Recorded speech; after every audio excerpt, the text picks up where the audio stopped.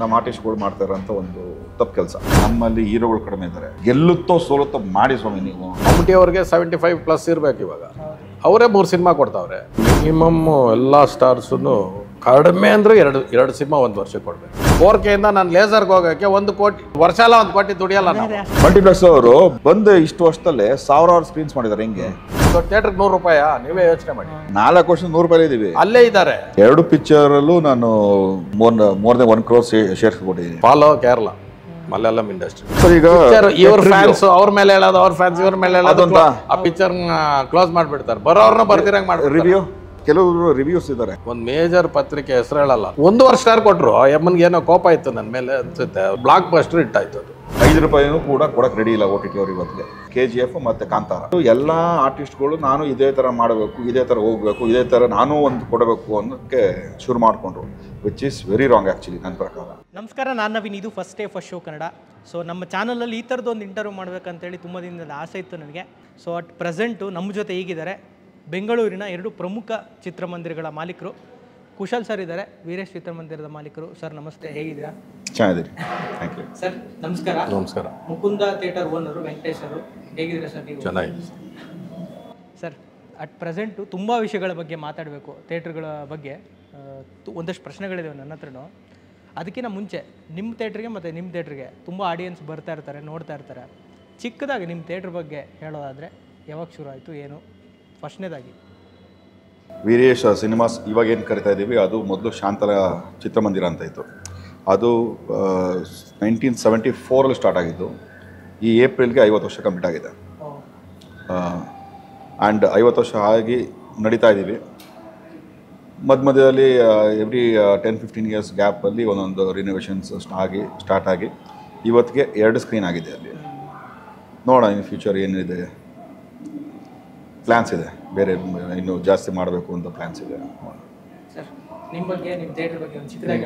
Mukunda theatre start ಆಗಿರೋದು 1976. ನಮ್ಮ ತಾತ ಅವರು ಮುನ್ಸಾಮಪ್ಪ ಅಂತಿದ್ರು, ಅವರು ಕನ್ಸ್ಟ್ರಕ್ಟ್ ಮಾಡಿದ್ರು. ಈ 76ಇಂದ ಅಟ್ಲೀಸ್ಟು 92ವರೆಗೆ ಬರೀ ಕನ್ನಡ ಕಂಟೋನ್ಮೆಂಟ್ ಏರಿಯಲ್ಲಿ 52 ವೀಕ್ಸು ಕನ್ನಡ ಆಗ್ತಾಯಿದ್ದು ಚಿತ್ರಮಂದಿರ. ಅದು ಸರ್ವೈವಲ್ಗೆ ಕಷ್ಟ ಆಗಿ 92 ಆದಮೇಲೆ ಎಲ್ಲ ಭಾಷೆಗೂ ಕನ್ವರ್ಟ್ ಆಗಿ ಎಲ್ಲ ಭಾಷೆ ಓಡುತ್ತೆ. ಮಲಯಾಳಂ, ತೆಲುಗು, ಕನ್ನಡ, ಹಿಂದಿ, ಇಂಗ್ಲೀಷ್ ಎಲ್ಲ ಭಾಷೆನೂ ಓಡುತ್ತೆ. ಅವತಾರ್ ಸಿನಿಮಾಗೆ ಇಂಡಿಯಾಲ್ಲಿ ಫಸ್ಟ್ ಡ್ಯೂಲ್ ಪ್ರೊಜೆಕ್ಷನ್ನು ಡಿಜಿಟಲ್ ಸಿನಿಮಾನ 2K ಫಾರ್ಮೆಟಲ್ಲಿ ಅವತಾರ್ ಸಿನಿಮಾ 2007 ಅಲ್ಲಿ ಫಸ್ಟು ಇನ್ನೋವೇಷನ್ಗೆ ಆವಾಗ ಚೇಂಜ್ ಮಾಡ್ತಾಯಿದ್ವಿ. 3-ವೇ ಸೌಂಡು, ಫ್ಲೋಟಿಂಗ್ ಸ್ಕ್ರೀನ್ ಅಂತ. ಈ 2007ಇಂದ ವರ್ಲ್ಡ್ ಬೆಸ್ಟ್ ಟೆಕ್ನಾಲಜಿ ಎಂಟ್ರಾದಾಗ ಫಸ್ಟ್ ಥಿಯೇಟ್ರ್ ಸೈನ್ ಹಾಕಿರೋದು ಇಂಡಿಯಾಲಿ. ಬಿಫೋರ್ ಆಲ್ ಮಲ್ಟಿಪ್ಲೆಕ್ಸ್ ಸೈನ್ ಮಾಡೋಕ್ಕೆ ಮುಂಚೆ ಡ್ಯೂಲ್ ಪ್ರೊಜೆಕ್ಷನಲ್ಲಿ 3D ತೋರಿಸಿದ್ರು. ಇವತ್ತವರೆಗೂ ಅಪ್ಗ್ರೇಡ್ ಮಾಡಿಕೊಂಡೇ ಬಂದಿದ್ದೀವಿ. ಅಟ್ಮಾಸ್ ಬಂದಾಗ ಫಸ್ಟ್ ಥಿಯೇಟ್ರ್ ಬ್ಯಾಂಗ್ಳೂರಲ್ಲಿ ಅಟ್ಮಾಸ್ ಮಾಡಿರೋದು, ಡಾಲ್ಬಿ ಅಟ್ಮಾಸ್. ಆ ರೀತಿ ಡೆವಲಪ್ ಮಾಡಿಕೊಂಡೇ ಬಂದು ಅದು ಒಂದು ಸ್ಟೇಜಿಗೆ ಬಂದು ನಿಂತಿದ್ದೀವಿ. ಎಲ್ಲ ಥಿಯೇಟ್ರು ಇದೇ ಕೆಲಸ ಮಾಡೋಕ್ಕಾಗಿಲ್ಲ. ಬರೀ licence fees for Dolby Atmos 10 lakh ಕೊಡಬೇಕಾಗ್ತದೆ. ಎಷ್ಟು ಥಿಯೇಟ್ರ್ ಅಫೋರ್ಡ್ ಮಾಡುತ್ತೆ? ಅದಕ್ಕೆ ನಾವು ಕೇಳ್ತಾ ಇರೋದು, ಸರ್ಕಾರ ಎದ್ದು ಮುಂದೆ ಬಂದು ಒಂದು ಸಬ್ಸಿಡಿ ಥರ ಥಿಯೇಟ್ರಸ್ಗೂ ಕೊಡಬೇಕು. ಪ್ರೊಡಕ್ಷನ್ ಕೊಟ್ಟಿದ್ದಾರಲ್ಲ, ಅದೇ ಥರ ಥಿಯೇಟ್ರ್ ಕೊಟ್ಟರೆ ಇನ್ನೊಂದು 5 ವರ್ಷ ಈ ಥಿಯೇಟ್ರ್ಗಳು ಉಳ್ಕೊತವೆ. ಇಲ್ಲಿದ್ರೆ ಇವಾಗ 1200 ಥಿಯೇಟ್ರಿಂದ 400-500 ಥಿಯೇಟ್ರಿಗೆ ಬಂದಿದೆ. ಅದರಲ್ಲಿ 200 ಥಿಯೇಟ್ರ್ ಸರ್ವೈವಲಲ್ಲಿಲ್ಲ. ಇವಾಗ ಕ್ಲೋಸ್ ಮಾಡಿ ಒಂದು 250 ಥಿಯೇಟ್ರ್ ಕೂತಿದ್ದಾರೆ, ಯಾರಿಗೂ ಹೇಳ್ತಾ ಇಲ್ಲ. ತೆಲಂಗಾಣಲ್ಲಿ ಅನೌನ್ಸ್ ಮಾಡಿ ಕ್ಲೋಸ್ ಮಾಡಿದ್ದಾರೆ. ಇಲ್ಲಿ ಅನೌನ್ಸೇ ಮಾಡ್ತೀರಾ 3 ತಿಂಗಳಿಂದ ಕ್ಲೋಸ್ ಮಾಡ್ಕೊಂಡು ಕೂತಿದ್ದಾರೆ. ಒಂದು ಊರಲ್ಲಿ 3 ಥಿಯೇಟ್ರ್ ಇದ್ದರೆ 1 ಥಿಯೇಟ್ರ್ ನಡೀತಾ ಇದೆ. ಸರ್, ಈಗ ಥಿಯೇಟ್ರಿಗೆ ಜನ ಬರ್ತಾ ಇಲ್ಲ, ಸಿನಿಮಾಗಳು ಓಡ್ತಾ ಇಲ್ಲ ಅನ್ನೋದು ಮೈನ್ ಪ್ರಾಬ್ಲಮ್ಮು ಸರ್. ಆ್ಯಕ್ಚುಲಿ ಹಂಗೆ ನೋಡಿದ್ರೆ ಜನಗಳ ಜೊತೆ ನೀವಿರೋದು, ನಿಮಗೆ ಏನು ರೀಸನ್ ಅನಿಸುತ್ತೆ? ಅದಕ್ಕೆ ಯಾರಿಗೂ ಉತ್ತರ ಇಲ್ಲ, ನಿಮಗೂ ಉತ್ತರ ಸಿಕ್ಕಿದೆ ಸರ್ ಅದಕ್ಕೇನಾದರೂ? ಸೊ ಇದಕ್ಕೆ ಒಂದೇ ಕಾರಣ ಅಲ್ಲ, 2 ಪ್ರಮುಖವಾದ ಕಾರಣ. ಈ 2 ಪ್ರಮುಖವಾದ ಕಾರಣ ಶುರುವಾಗಿದ್ದು ಈ ಕೋವಿಡ್ ಟೈಮಿಂದನೇ. ಹೆಂಗೆ ಅಂದರೆ, ಒಂದು ಫಸ್ಟ್ನೇದಾಗಿ ಕೋವಿಡ್ ಬಂದಾಗ ಈ OTT ಅಥವಾ ಮನೇಲಿ ಕುತ್ಕೊಂಡು TV ನೋಡೋದು ಅಥವಾ ಮೊಬೈಲಲ್ಲಿ OTT ಕಂಟೆಂಟ್ಸ್ಗಳನ್ನ ನೋಡೋದು ಸಿಕ್ಕಾಬಟ್ಟೆ ರ್ಯಾಪಿಡಾಗಿ ಆಗೋದು. ಅಂದರೆ ಸಡನ್ ಬೂಸ್ಟ್ ಅದು ಆಗಬಾರ್ದಾಗಿತ್ತು. ಅದು ಆ ಥರ ಅದೇನಾಯಿತು, ಅದು ಆ ರೈಸ್ ಆಗಿದ್ದರಿಂದ ಡಿಫ್ರೆನ್ಸಸ್ ಇಲ್ಲಿ ಜನ ಮಧ್ಯದಲ್ಲಿ ಆದಂಥ ಬದಲಾವಣೆ ಏನು ಅಂದರೆ, ನಾನು ಥಿಯೇಟ್ರಿಗೆ ಹೋಗಿ ಮೂವಿ ನೋಡ್ತೀನಿ, ನಾನು ಒಂದು ನೋಡ್ತೀನಿ. ಇಲ್ಲಿ ನಾನು 100 ನೋಡ್ತಾ ಇದ್ದೀನಿ, ನನಗೆ ಯಾವುದು ಬೇಕೋ ನೋಡ್ತೀನಿ. ನನಗೆ ಇಷ್ಟ ಬಂದಾಗ ಪ್ಲೇ ಮಾಡ್ತೀನಿ, ಪಾಸ್ ಮಾಡ್ತೀನಿ, ಫಾರ್ವರ್ಡ್ ಮಾಡ್ತೀನಿ, ಈ ಥರ ನೋಡ್ತೀನಿ. ಸೊ ಒಂದು ಸಾರ್ಟ್ ಆಫ್ ಅಡಿಕ್ಷನ್ ಥರ ಆಗೋಯ್ತು. ಯಾಕಂದರೆ ಒಂದೂವರೆ ವರ್ಷ ನಿಮಗೆ ಸಾಲಿಡ್ 1.5 ಅವರ್ ಒಂದು ಅಡಿಕ್ಷನ್ಗೆ ಸಾಕು ನಿಮಗೆ. ಸೊ ಥಿಯೇಟ್ರಲ್ಲಿ ಇದ್ದಿದ್ದಂಥ ಅಡಿಕ್ಷನ್ನು OTT ಮೇಲೆ ಹೋಯಿತು. ನೆಕ್ಸ್ಟು ಇದು ಜನರಲ್ ಆದಂಥ ಬದಲಾವಣೆ. ಎರಡನೇದು, ಈ ಪೀರಿಯಡಲ್ಲಿ ನಾವು 2-3 ದೊಡ್ಡ ದೊಡ್ಡ ಪಿಕ್ಚರ್ಗಳು ನೋಡಿದ್ವಿ. 3-4 ಬಾಹುಬಲಿ, RRR, KGF ಮತ್ತು ಕಾಂತಾರ. ಇದೇನಾಗೋಯ್ತು, ಇದೊಂಥರ ಬೆಂಚ್ ಮಾರ್ಕ್ ಸೆಟ್ ಮಾಡ್ಬಿಡ್ತು. ನಮ್ಮ ಕನ್ನಡ ಇಂಡಸ್ಟ್ರಿ ಅಷ್ಟೇ ಅಲ್ಲ, ಇಂಡಿಯಾ ಇಂಡಸ್ಟ್ರಿಗೆ ಒಂದು ಬೆಂಚ್ ಮಾರ್ಕ್ ಸೆಟ್ ಮಾಡ್ತು.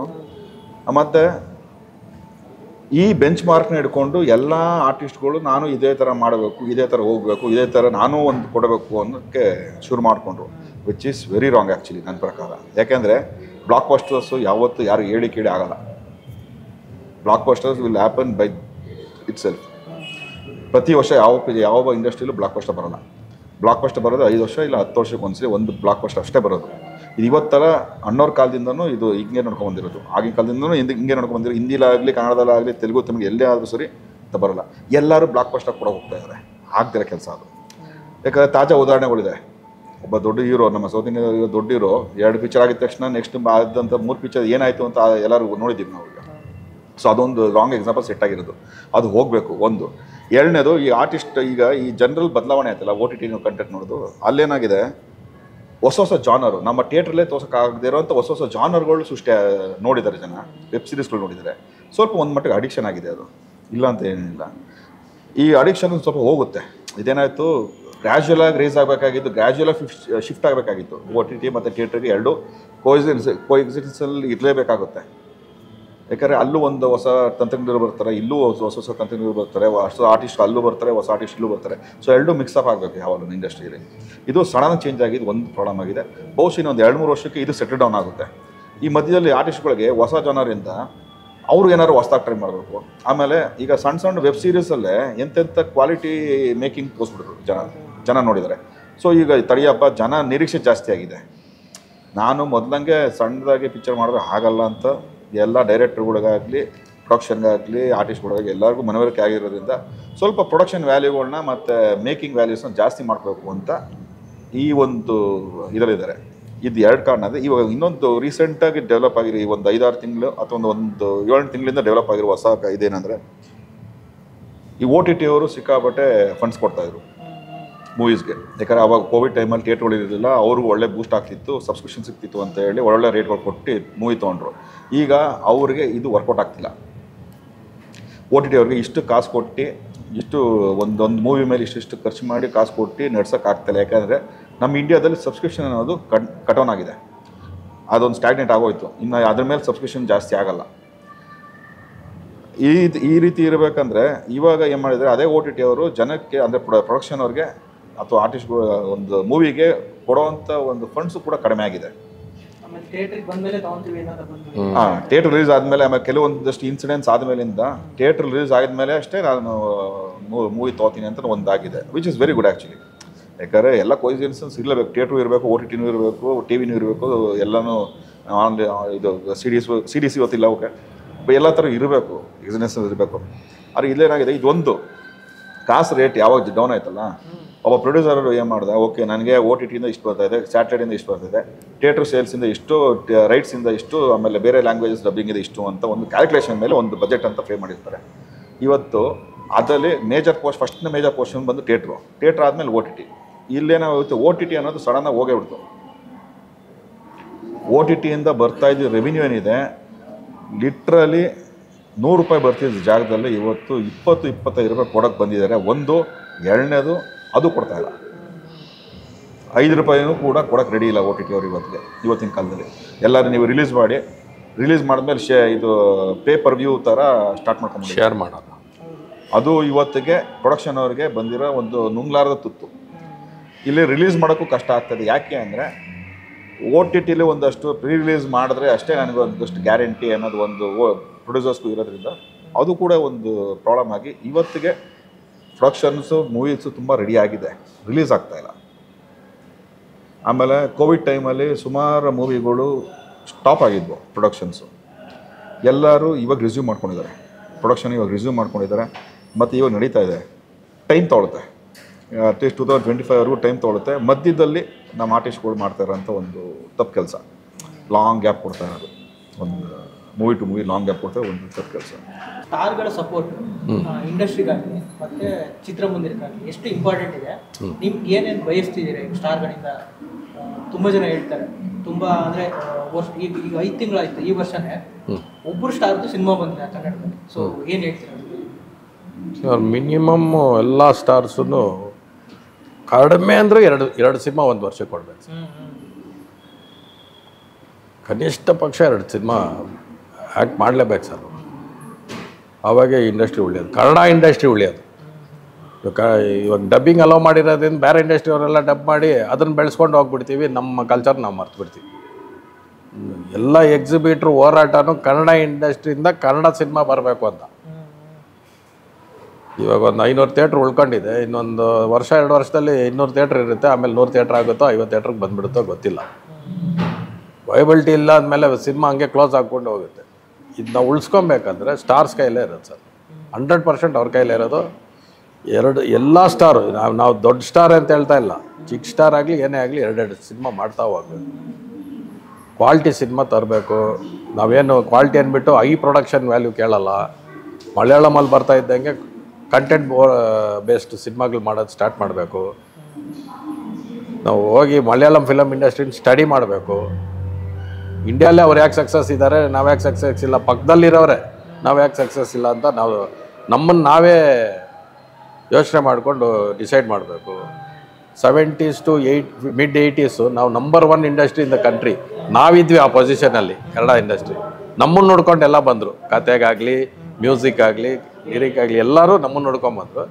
ಇವಾಗ ಎರಾಗ ನಾವು ರಿಟರ್ನ್ ಹೋಗ್ಬೇಕಂದ್ರೆ ನಾವು ಎಲ್ಲ ಸ್ಟಡಿ ಮಾಡಬೇಕು ಸರ್. ಏನು ಅಡ್ವರ್ಟೈಸ್ ಸರ್ ಮಧ್ಯದಲ್ಲಿ, ಏನು ಅಡ್ವರ್ಟೈಸ್ ನಿಮ್ಮ ಪ್ರಕಾರ? ಸರ್ ಐ ಥಿಂಕ್ ಜನ್ರೇಷನ್ ಗ್ಯಾಪಲ್ಲಿ ಈಚ್ ಜನ್ರೇಷನ್ಗೆ ಥಿಂಕಿಂಗ್ ಚೇಂಜ್ ಆಗ್ತದೆ ಸರ್. ಇವಾಗಿರೋ ಜನ್ರೇಷನ್ ಯೂತ್ಗೆ ಏನು ಬೇಕು ಅದನ್ನು ಥಿಂಕ್ ಮಾಡೋರು ಎಲ್ಲರೂ ಬರಬೇಕು ಸರ್.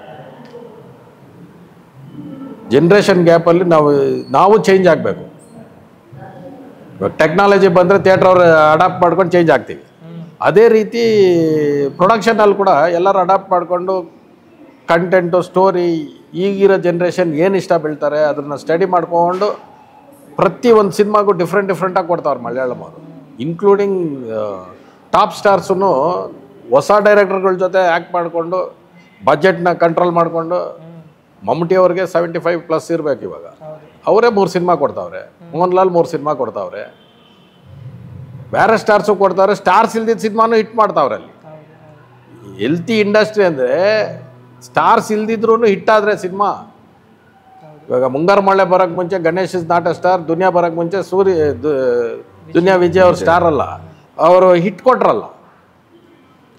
ಆ ಥರ ಎಲ್ಲಿ ಬರ್ತಾ ಇದ್ದೀವಿ ಕಂಟಿನ್ಯೂಸ್ ಆಗಿ. ಇವಾಗ ರಿಷಬ್ ಶೆಟ್ಟಿ, ರಕ್ಷಿತ್ ಶೆಟ್ಟಿ, ರಾಜ್ ಬಿ ಶೆಟ್ಟಿ ಇವ್ರು 3 ಬಂದು ಸಮಥಿಂಗ್ ದೇ ಡಿಡ್ ಡಿಫ್ರೆಂಟ್. ಆ ಥರ ಇನ್ನೂ ಜನ ಜಾಸ್ತಿ ಬೇಕು sir. We should not force only them to do. ಅವರು ಥಿಂಕ್ ಮಾಡ್ತಾ ಇರ್ತಾರೆ, ಯಾಕೆ ಹಿಟ್ ಆಗಲ್ಲ, ಯಾಕೆ ಹಿಟ್ ಮಾಡಬೇಕು ಅನ್ನೋದು ಅವ್ರದ್ರಲ್ಲಿ ಗ್ರಜ್ ಜಾಸ್ತಿ ಇರುತ್ತೆ. ಆ ಥರ ಇನ್ನೂ ಎಷ್ಟು ಗ್ರೂಪ್ ಬೇಕು ನಮಗೆ? ಒಂದು ಇಂಡಸ್ಟ್ರಿ ಬೆಳಿಬೇಕಂದ್ರೆ ಜಾಸ್ತಿ ಜನ ಬೇಕು. ಅದಕ್ಕೆ ಥಿಂಕ್ ಟ್ಯಾಂಕ್ ಇಲ್ಲ ಅನಿಸ್ತದೆ ನಮ್ಮಲ್ಲಿ. Simple this effect is not only sandalwood, ಎಲ್ಲ ವುಡ್ಡು ಹಾಲಿವುಡ್ಡಿಂದ ಎಲ್ಲರಿಗೂ ಥಿಂಕ್ ಟ್ಯಾಂಕ್ ಕಮ್ಮಿ ಆಗೋಗಿ. ಅಂದರೆ ಥಿಂಕ್ ಟ್ಯಾಂಕ್ ಇನ್ನೊಂದು ಹೇಳಬೇಕು ಅಂದರೆ ಕತೆ ಬರೆಯೋರಿಲ್ಲ. ಅದೇ ಇವಾಗ ಅವತ್ತಿನ ಇದರಲ್ಲಿ ಏನಾಯ್ತು, ನಮ್ಮ ಇದು ಡೈರೆಕ್ಷನ್ ಮಾಡ್ಬೇಕು ಭಾರ್ಗವ್ ಅವರು, ಇವರು 3 ಜನ ಯಾರು ಸ್ಟೋರಿ ಬರೀಲ್ಲ ಕುತ್ಕೊಂಡು ಡೈರೆಕ್ಷನ್ ಮಾಡಿದ್ರು. ಹೌದು, ಸ್ಟೋರಿ ಬೇರೆ ಬರೆಯೋರು, ಅವ್ರು ಕಾದಂಬರಿ ಬೇರೆಯವರು ಸ್ಟೋರಿ ಬರೆಯೋರು, ಯಾರ್ದೋ ಕತೆ ಸ್ಟೋರಿ ಬರೆಯೋರು ಯಾರಿದ್ದಾರೆ? ತೆಲುಗು ಮಲಯಾಳಮಲ್ಲಿ ತುಂಬ ಚೆನ್ನಾಗಿ ಹೋಗ್ತಾ ಇರೋದು ಮೇಜರ್ ಕಾರಣ ಒಂದು ಒಳ್ಳೊಳ್ಳೆ ರೈಟರ್ಗಳಿದ್ದಾರೆ. ಆಮೇಲೆ ಎಲ್ಲ ಬರ್ಡನ್ ಒಬ್ಬನ ಮೇಲೆ ಹಾಕಕ್ಕಾಗಲ್ಲ. ಅದೇ ಒಬ್ಬ ಡೈರೆಕ್ಟರ್ ಏನೇನು ಮಾಡ್ಬೋದು ಅಷ್ಟೇ ಮಾಡ್ಬೋದು, ಅಷ್ಟೇ ಮಾಡಬೇಕು. ಇಲ್ಲಿ ನಮ್ಮಲ್ಲಿ ಏನಾಗಿದೆ, ಡೈರೆಕ್ಟ್ರೇ ಸ್ಟೋರಿ ಬರ್ಕೊಂಡು ಕೂತ್ಕೊಂಡು ಆತನೇ ಮಾಡ್ಕೊಂಡು ಇದು ಟೆಕ್ನಾಲಜಿ ನೋಡ್ಕೊಂಡು ಕೂತ್ಕೊಂಡ್ರೆ ಟೈಮ್ ತೊಗೊಳಲ್ಲ. ಅಲ್ಲ, ಇನ್ನೊಂದು ಪ್ರಾಬ್ಲಮ್ ಆಗೋಗಿದೆ ಸರ್, ಕತೆಗೆ ಇಂಪಾರ್ಟೆನ್ಸ್ ಕೊಡ್ತೀರಾ ಮೇಕಿಂಗ್ ಇಂಪಾರ್ಟೆನ್ಸ್ ಕೊಡ್ತಾ ಬಂದ್ಬಿಡ್ತಾ ಇದೆ. ಕತೆ ಇಂಪಾರ್ಟೆನ್ಸೇ ಇಲ್ದಿರ ಬರೀ ಮೇಕಿಂಗ್ ಮೇಲೆ ಸಿನಿಮಾ ಓಡಬೇಕು ಅಂದರೆ ಕಷ್ಟ ಇದೆ ಸರ್. ಆಮೇಲೆ ಎಮೋಷನ್ ಇಲ್ದಿರ ಸಿನಿಮಾ ಮಾಡಬಾರ್ದು sir. Somewhere you should connect Indians with emotion. Baahubali ಆಗಲಿ KGF ಆಗಲಿ ಏನೋ ಒಂದು ಮದರ್ ಎಮೋಷನ್ನು, ಒಂದು ಬ್ರದರ್ ಎಮೋಷನ್, ಏನೋ ಒಂದು ಎಮೋಷನ್ ಇಟ್ಕೊಂಡು ಮಾಡಬೇಕು ಕತೆ. ಸುಮ್ಮನೆ ಏನೋ ಮಾಡ್ತಾ ಇದ್ದೀವಿ ಏನೋ ಮಾಡ್ತೀವಿ ಅಂತಲ್ಲ, ಆ ಎಮೋಷನ್ ಇಲ್ದಿರ ಕತೆ ಮಾಡಬಾರ್ದು. Next passion. ಇಲ್ಲಿ ಪ್ಯಾಷನ್ ಅನ್ನೋದು ಸಿನಿಮಾಗೆ ಇವಾಗ ಹಳೆಬ್ರಿಗೆ ಯಾಕೆ ಇಟ್ಟಂದ್ರೆ ಅವ್ರು ಸಿನಿಮಾ ಬಿಟ್ಟು ಬೇರೆ ಯೋಚನೆ ಮಾಡಿದವ್ರಲ್ಲ. ಇವಾಗ ಇಲ್ಲಿ ರಿಯಲ್ ಎಸ್ಟೇಟು ಬೇರೆ ಕಡೆಯಿಂದ ಸೋರ್ಸ್ ಆಫ್ ಇನ್ಕಮ್ ತಂದುಬಿಟ್ಟು ಸಿನಿಮಾ ಮಾಡಬೇಕು, ಮಾಡ್ತೀವಿ. ಸುಮ್ಮನೆ ಒಂದು 50-60 ಸಿನಿಮಾ ಇದ್ದಿದ್ದು ಒಳ್ಳೆ ಸಿನಿಮಾ ಒಂದು ವರ್ಷಕ್ಕೆ ಇಮಿಡಿಯೇಟಾಗಿ 200 cinema 250 cinema you are pushing too much of load on the audience. ಅವ್ರು ಯಾಕೆ ಬರ್ತಾರೆ ಹೇಳಿ ಒಳಗಡೆ? ದೇ ವಿಲ್ ಆಲ್ಸೋ ಅವ್ರು ₹100 ಸ್ಪೆಂಡ್ ಮಾಡಬೇಕಂದ್ರೆ ದೇ ನೋ. ಇವತ್ತು ಆಡಿಯನ್ಸು ಮುಂಚೆ ಥರ ಅನ್ಎಜುಕೇಟೆಡ್ ಅಲ್ಲ, ಆಲ್ ಎಜುಕೇಷನ್ ಇದೆ, ವರ್ಲ್ಡ್ ಅವ್ರ ಕೈಯಲ್ಲಿ ಮೊಬೈಲಲ್ಲಿದೆ. ಅವ್ರು ಯೋಚನೆ ಮಾಡ್ತಾರೆ ಯಾವ ಸಿನಿಮಾ ನೋಡ್ಬೋದು, ಯಾವ ಡೈರೆಕ್ಟ್ರ್ ಏನು, ಯಾವ ಪ್ರಮೋಷನ್ ಎಲ್ಲ. ಈ ಟ್ರೈಲರ್ ಕಟ್ ಮಾಡಿ ಹೇಳಿದ ತಕ್ಷಣ ಇದು ಹೋಗುತ್ತೆ ಅನ್ನೋ ಥರ ಬಂದುಬಿಟ್ರು correct audience. So they are very intelligent audience. We need intelligent makers. ಹೌದು, ಸಿನಿಮಾ ಮೇಕರ್ಸು ರೀಸನ್ ಕೊಡ್ತಾರೆ. ಅಂದರೆ ಸಿನಿಮಾ ಓಡಿಲ್ಲ ಅಂತಂದರೆ IPL ಇದೆ, ಎಲೆಕ್ಷನ್ ಇದೆ, ಮಳೆ ಇದೆ, ಅದಿದೆ ಇದೆ ಅಂತ. ನಿಮಗೆ ಅದು ಆ ರೀಸನ್ಗಳು ಕರೆಕ್ಟ್ ಅಂತ ಅನ್ಸುತ್ತಾ ಹಿಂಗೆ ಅಂತ? ಅದು ಡಿಪೆಂಡ್ ಆಗುತ್ತಾ ಜನರಿಗೆ? ಸರ್ ಮ್ಯಾಟರ್ ಆಗುತ್ತಾ ಅಂತ ಸ್ಮಾಲ್ ಎಕ್ಸಾಂಪಲ್. ಇವಾಗ IPL, ಎಲೆಕ್ಷನ್ನು, ಎಕ್ಸಾಮು, ಇನ್ನೊಂದು ಈ ಮಳೆಗಾಲ ಅವೆಲ್ಲ ಏನೇನೋ ರೋಸಾ ಪೀರಿಯಡು, ಇದು ಅಯ್ಯಪ್ಪನ ಪೀರಿಯಡು ಎಲ್ಲ ಹೇಳ್ತೀವಿ ಸರ್. ಮಲಯಾಳಂ ಸಿನಿಮಾ ಆ ಪೀರಿಯಡಲ್ಲೂ ಓಡ್ತಾ ಇದೆ ಹೆಂಗೆ ಸರ್? ಅದು ಬೆಂಗಳೂರಲ್ಲೂ ಓಡ್ತಾ ಇದೆ ಹೆಂಗೆ sir? What is the reason? ನೀವು ಹೇಳ್ಬೇಕು ಸರ್ ಅದನ್ನ. Content driven sir, simple sir. ಜನ ಇದು ಮೂವಿ ವಾಚಿಂಗ್ ಹೆಂಗೆ ಗೊತ್ತಾ? It's addiction. ನಾವು ಯಾಕೆ ಆರ್ಟಿಸ್ಟ್ಗಳು ಜಾಸ್ತಿ ಮೂವಿ ಮಾಡಬೇಕು ಅಂದರೆ ನಾವು ಅಡಿಕ್ಷನ್ನ ಕೈ ಬಿಡಿಸ್ತಾ ಇದ್ದೀವಿ. ಜನಕ್ಕೆ ಆರ್ಟಿಸ್ಟ್ಗಳ್ದು ಅಂದರೆ ದೊಡ್ಡ ದೊಡ್ಡ ಆರ್ಟಿಸ್ಟ್ಗಳಾಗಲಿ, ಟೈರ್ 2 ಆಗಲಿ, ಟೈರ್ 3 ಆಗಲಿ, ಆರ್ಟಿಸ್ಟ್ಗಳು ಪಿಕ್ಚರ್ ನೋಡ್ತಾ ಒಂದು ಅಡಿಕ್ಷನ್ ಬರುತ್ತೆ, ತಿರ್ಗಾ ಮತ್ತೆ ನೋಡ್ತಾರೆ. ನಾವು ಅದನ್ನೇ ತಪ್ಪಿಸಿದ್ರೆ ಜನ ಯಾವುದೇ ಕಾರಣಕ್ಕೂ ತಿರುಗಿ ನೋಡಲ್ಲ ಮತ್ತೆ. ಯಾಕಂದರೆ ಎಸ್ಪೆಷಲಿ ಕರ್ನಾಟಕದಲ್ಲಿ, ಬೆಂಗಳೂರಲ್ಲಿ Karnataka is open to everything. ಹೌದು. ಬೇರೆ ಸ್ಟೇಟಲ್ಲಿ ಅಟ್ಲೀಸ್ಟ್ ಸ್ವಲ್ಪ ಇವತ್ತಿಗೂ ಫಸ್ಟ್ನೇ ಎಂಟರ್ಟೈನ್ಮೆಂಟ್ ಮೋಡ್ ಯಾವುದು ಅಂದರೆ ಸಿನಿಮಾನೇ, ಥಿಯೇಟ್ರೇ. ಬಟ್ ಇವತ್ತು ಬೆಂಗಳೂರಲ್ಲಿ, ಕರ್ನಾಟಕ ಆಗಲಿ ಅದಿಲ್ಲ, ಆ ಪರಿಸ್ಥಿತಿ ಇಲ್ಲ. ನಾವು ತುಂಬ ಓಪನ್ ಆಗೋಗಿದ್ದೀವಿ. ಅದು ತುಂಬ ಅಡ್ವಾನ್ಸ್ ಆಗಿಬಿಟ್ಟಿದೆ ಎಲ್ಲ. ಅಂದರೆ ನಮ್ಗೆ ತುಂಬ ಪ್ರಾಬ್ಲಮ್ ಅದು. ನಾವು ಅದನ್ನು ಯೋಚನೆ ಮಾಡಬೇಕು. ಸೊ ಇವತ್ತಿಗೆ ಅಡಿಕ್ಷನ್ನ ಕೈ ಬಿಡಿಸಿದ್ರೆ ತುಂಬ ಪ್ರಾಬ್ಲಮ್ ಆಗುತ್ತೆ. ಆರ್ಟಿಸ್ಟ್ಗಳು ಪಿಕ್ಚರ್ ಮಾಡಲೇಬೇಕು. ಲಾಸ್ಟ್ 20 ಇಯರ್ಸಲ್ಲಿ ಎಷ್ಟು ಹೀರೋಗಳು ಉಟ್ಕೊಂಡಿದ್ದಾರೆ ಸರ್ ಇಲ್ಲಿ? Strong heroes. I am talking all above average heroes, not super stars ಅಲ್ಲ. ಅದನ್ನು ಒಂದು ಮೈನಸ್ ಪಾಯಿಂಟ್. ಆಂಧ್ರ ಅಲ್ಲಿ ಜಾಸ್ತಿ ಇದ್ದಾರೆ ಹೀರೋಗಳು. ವರ್ಷಕ್ಕೆ ಒಂದು ಕೊಟ್ರು ಅವ್ರು ಸುಮಾರು ಒಂದು 20 ಹೀರೋಗಳಿದ್ದಾರೆ. ತಮಿಳ್ನಾಡಲ್ಲಿದ್ದಾರೆ. ಥಿಯೇಟ್ರಿಗೆ ಬರ್ಸೋ ಅಂಥ ಹೀರೋಗಳು ನಾನು ಹೇಳೋದು. ಒಂದು ಶೋ ಆದರೂ ಫುಲ್ ಮಾಡ್ಸೋಂಥ ಹೀರೋಗಳು ಕೇರಳಲ್ಲೂ ಇದ್ದಾರೆ. ಕರ್ನಾಟಕ ಎಲ್ಲ ಹಂಗೆ ಬರಲಿಲ್ಲ ಸರ್. ಅದೊಂದು ಮೈನಸ್ ಪಾಯಿಂಟ್. ನಾನು ಹೇಳೋದು ಹೀರೋ ಪಿಕ್ಚರ್ ರಿಲೀಸ್ ಆದರೆ ಫಸ್ಟ್ ಡೇ ಮಾರ್ನಿಂಗ್ ಶೋ ಆದರೂ ಫುಲ್ ಆಗುತ್ತಲ್ಲ, ಅಂಥ ಹೀರೋಗಳು ಎಷ್ಟು ಜನ ಇದ್ದೀವಿ. ಸಿನಿಮಾ ಹೆಂಗಾರು ಇರಲಿ ಬಂದು ನೋಡ್ತಾರೆ. ಹೌದು. ಕಾಸ್ಟ್ ಆಫ್ ಪ್ರೊಡಕ್ಷನ್ನ ನಾವು ಬೇಸ್ ಮಾಡಿ ಈ ಹೀರೋ ಪಿಕ್ಚರ್ ಮಾಡೋಕ್ಕಾಗಲ್ಲ, ಹಂಗೆ ಮಾಡೋಕ್ಕಾಗಲ್ಲ. ಅಲ್ಲೆಲ್ಲ ಪಾರ್ಟ್ನರ್ಶಿಪ್ಪಲ್ಲಿ ಶೇರಿಂಗಲ್ಲಿ ಹೋಗ್ಬಿಟ್ಟಿದ್ದಾರೆ ಹೀರೋಗಳು ಕೇರಳಲ್ಲಿ. ಅದೇ ಹೇಳಿದ ಪಾಲಿಸಿ. ಅವ್ರ ಪಾಲಿಸಿನ ಅಡಾಪ್ಟ್ ಮಾಡಿಕೊಂಡು ದೇ ಆರ್ ಬಿಕಮಿಂಗ್ ಸಕ್ಸಸ್ಫುಲ್. ನಾವು ಪಾಲಿಸಿಗಳೇ ಇಲ್ದಿರ ನಾವು all sector, production, distribution, exhibition 3 sector failure ಆಗಿಬಿಟ್ಟು ಪಾಲಿಸಿ ಇಲ್ದಿರ. ಮೇನ್ ಥಿಂಗ್ ಪಾಲಿಸಿ ಬೇಕು ಸರ್. ಪಾಲಿಸಿ ಮಾಡ್ಕೊಂಡಿಲ್ಲ ಅಂದರೆ ಇವತ್ತು ನೆಕ್ಸ್ಟ್ 5 ಇಯರ್ಸಲ್ಲಿ I think cinema won't be there. Cinema will be there. ಈ ಥಿಯೇಟರ್ಸ್ ಇರೋದಿಲ್ಲ, 5 ವರ್ಷಕ್ಕೆ ಇರೋದಿಲ್ಲ ಸರ್. ಇದೇ ಎವ್ರಿ ಇಯರ್ 6 ಮಂತ್ಸ್ ನಮ್ಗೇನು ಇಲ್ಲ ಅಂದರೆ ಏನು ಮಾಡ್ಬೇಕು ಹೇಳಿ? ಅರ್ಧ ಇದರಲ್ಲಿ ಆ ಮಿಕ್ಕಿದ 6 ಮಂತ್ಸಲ್ಲಿ ಟರ್ಮ್ಸ್ ಅವ್ರು ಕರೆಕ್ಟಾಗಿ ಬರಲಿಲ್ಲ ಅಂದರೆ ಅವ್ರು ಹೆಂಗೆ ಸರ್ವೈವ್ ಆಗ್ತಾರೆ ಹೇಳಿ? ಪ್ರತಿ ವರ್ಷ 30 ಥಿಯೇಟ್ರ್ ಕ್ಲೋಸ್ ಆಗುತ್ತೆ ಅಂತ ಲೆಕ್ಕ ಇಟ್ಕೊಳ್ಳಿ. ರೆಕಾರ್ಡ್ ಆಗ್ತಾ ಇದೆ. ಆಲ್ರೆಡಿ ಕೋವಿಡ್ ಟೈಮಲ್ಲಿ 70 ಚಿಲ್ಲರೆ ಥಿಯೇಟ್ರ್ ಮುಚ್ಚಿದವು, ಇವತ್ತು ತೆಗೆದಿಲ್ಲ. ಈಗ ಆಲ್ರೆಡಿ ಹೆಸರು ಹೇಳ್ದಂಗೆ 200 ಥಿಯೇಟ್ರು ಗೊತ್ತಿಲ್ಲ ಕ್ಲೋಸ್ ಆಗೋಗಿದೆ. ಅದ್ರಲ್ಲಿ ತಿರ್ಗಿ ಎಷ್ಟು ಜನ ಓಪನ್ ಮಾಡ್ತಾರೋ ಇಲ್ಲ ಗೊತ್ತಿಲ್ಲ ಸರ್. ಈಗ ಏನಾಗುತ್ತೆ, ಮನ್ಸು ಚೇಂಜ್ ಮಾಡ್ಕೊಂಡ್ಬಿಡ್ತಾರೆ. ನಮ್ಮ ಎಕ್ಸಿಬಿಟರ್ಗೆ ಒಂದು ಇದೇನಂದರೆ, ನಮಗೆ ಜಾಗ ಇದೆ, ರಿಯಲ್ ಎಸ್ಟೇಟ್ ನೋಡ್ತೀನಿ ನಾನು ಈ ಜಾಗನ ಸುಮ್ಮನೆ ಬಾಡಿಗೆ ಕೊಟ್ರು ಕಡಿಮೆ ಅಂದ್ರೂ 25-30 ಲಕ್ಷ ಬರುತ್ತೆ. ನಾನು ಯಾಕೆ ಒದ್ಲಾಡ್ಕೊಂಡು ಪಿಕ್ಚರ್ ತಂದು ಕೈಯಿಂದ ಕಾಸು ಹಾಕ್ಕೊಂಡು ಟೆನ್ಷನ್ ತೊಗೊಂಡು ಆ್ಯಕ್ಚುಲಿ ಥಿಯೇಟ್ರ್ ನಡೆಸೋದು ಅಷ್ಟು ಈಸಿ ಇಲ್ಲ. ಆಡಿಯನ್ಸ್ನ ಮೇಂಟೈನ್ ಮಾಡೋದಿದೆಯಲ್ಲ ತುಂಬ ಕಷ್ಟ. ಮೊದಲು ನಡೆದೋಯ್ತು ನಮ್ಮ ತಂದೆಯವ್ರ ಕಾಲ, ಅವಾಗೆಲ್ಲ ಎದುರ್ಕೊಳ್ಳೋರು ಜನ ನಡೆದೋಯ್ತು. ಇವತ್ತು ಸರ್ವಿಸ್ ಕೊಡ್ಬೇಕು ನೀವು, ಸರ್ವಿಸ್ ಕೊಡಲಿಲ್ಲ ಅಂದರೆ ಜನ ಬರಲ್ಲ ನಿಮ್ಮ ಹತ್ರ. ಸೊ ಇಷ್ಟೆಲ್ಲ ಪ್ರಾಬ್ಲಮ್ ಮಧ್ಯದಲ್ಲಿ ನಾವು ಯಾಕೆ ಮಾಡಬೇಕು ಈ ಬಿಸ್ನೆಸ್ನ? ಇಷ್ಟು ವರ್ಷ ನಾವು ಈ ಇಂಡಸ್ಟ್ರಿಲಿ ಇದ್ದೀವಿ, ಇಷ್ಟು ವರ್ಷ ಈ ಇಂಡಸ್ಟ್ರಿ ನಮ್ಮ ಅನ್ನ ಹಾಕಿದೆ, ಒಂದು ಹೆಸರು ಕೊಟ್ಟಿದೆ. ಇವತ್ತು ನಾನು ಎಲ್ಲೇ ಹೋದ್ರೂ ಓಕೆನಪ್ಪ, ನನ್ನ ಹೆಸರು ಗೊತ್ತಿಲ್ಲ ಅಂದರೂ ನಾವು ವೀರೇಶ್ ಥಿಯೇಟ್ರ್ ಅಂತ ಹೇಳ್ಕೊಂಡ್ರು ನಾನು ಗುರುತಿಸೋ ಜನ ಇದ್ದಾರೆ. ಅದೇ ಬೇರೆ ಇದಕ್ಕೆ ಬರಲ್ಲ, ಯಾಕಂದರೆ ನನಗಿಂತ ಜಾಸ್ತಿ ದುಡಿದಿರೋರು ಇದ್ದಾರೆ, ಅವ್ರು ಯಾರು ಗುರುತಿಸಲ್ಲ ಜನ. ಸೊ ಇದೊಂದು ಪ್ಯಾಷನ್ಗೋಸ್ಕರ ಇನ್ನು ಇದ್ದೀವಿ. ಇದು ಇಲ್ಲೂ ಸರ್ವೈವಲ್ ಇಲ್ಲ ಅಂದರೆ ಪ್ಯಾಷನ್ ಒಂದೇ ಸಾಲದಲ್ಲ ಸರ್. ನಮಗೂ ಹೊಟ್ಟೆ ಇದೆ, ನಾವು ಇನ್ನೂ 10 ಜನ ಹೊಟ್ಟೆಗೆ ತುಂಬಿಸ್ಬೇಕು. ಅವ್ರ ಹೊಟ್ಟೆಗೆ ತುಂಬ್ಸಕ್ಕೆ ನನ್ನ ಹತ್ರ ಏನು ಇದು ಕಾಸಿಲ್ಲ ಅಂದರೆ ನಾನು ಎಷ್ಟು ತುಂಬಿಸ್ಲಿ, ನಾನು ಕ್ಲೋಸ್ ಮಾಡ್ಕೊಂಡು ಹೋಗ್ತೀನಿ. ಸರ್, ಈಗ ಸಿನಿಮಾಗಳು ಅಂದರೆ ಈಗ ಸಿನಿಮಾಗೆ ಒಳ್ಳೆ ಸಿನಿಮಾ ಬರ್ತಾ ಇಲ್ಲ, ಜನ ಬರ್ತಾ ಇಲ್ಲ ಅನ್ನೋದು ಒಂದು ಕಡೆ, ಆ ಸಿನಿಮಾದಿಂದ ಜನ ದೂರ ಆಗ್ತಿರೋ ಜೊತೆಗೆ ನಿಮ್ಮ ಥಿಯೇಟರ್ಗಳಿಗೆ ಇಲ್ಲ. ಈಗ ಒಂದು ಒಳ್ಳೆ ಸಿನಿಮಾಗೆ ಜನ ಬರ್ತಾ ಇಲ್ಲ ಅನ್ನೋಕ್ಕೆ ಮೇಜರ್ ಒಂದು ಕಾರಣ ಹೇಳ. 50-60 ಪಿಕ್ಚರ್ ಬಂದರೆ ಕರೆಕ್ಟಾಗಿರುತ್ತೆ. ವಾರಕ್ಕೆ 8 ಪಿಕ್ಚರ್ ಬಂದರೆ ಒಬ್ಬ ಆಡಿಯನ್ಸ್ ಸರ್, ಈಗ ಸಿಂಪಲ್ಲಾಗಿ ನಾವುಗಳೇನೋ ತಗೋಣ, ನಾವು ಒಂದು ಪಿಕ್ಚರಲ್ಲಿ ನಮಗೊಂದು ಬಡ್ಜೆಟ್ ಇರುತ್ತೆ. ಒಂದು ಎಂಟರ್ಟೈನ್ಮೆಂಟ್ಗೆ ಅಥವಾ ಒಂದು ಮೂವಿ ನೋಡೋಕ್ಕೆ ಒಂದು ಬಡ್ಜೆಟ್ ಇರುತ್ತೆ. ಔಟ್ ಆಫ್ ಬಡ್ಜೆಟ್ ನೋಡೋವಂಥವು ಬೇರೆ ಪಿಕ್ಚರ್ಗಳು, ಬ್ಲಾಕ್ ಬಸ್ಟರ್ ಅಂತ ತುಂಬ ಸಕ್ಸಸ್ ಆಗಬೇಕು ಅಂತ ಪಿಕ್ಚರ್ ನೋಡ್ತೀವಿ. ಔಟ್ ಆಫ್ ಬಡ್ಜೆಟ್ ಹೋಗಿ ನೋಡ್ತೀವಿ.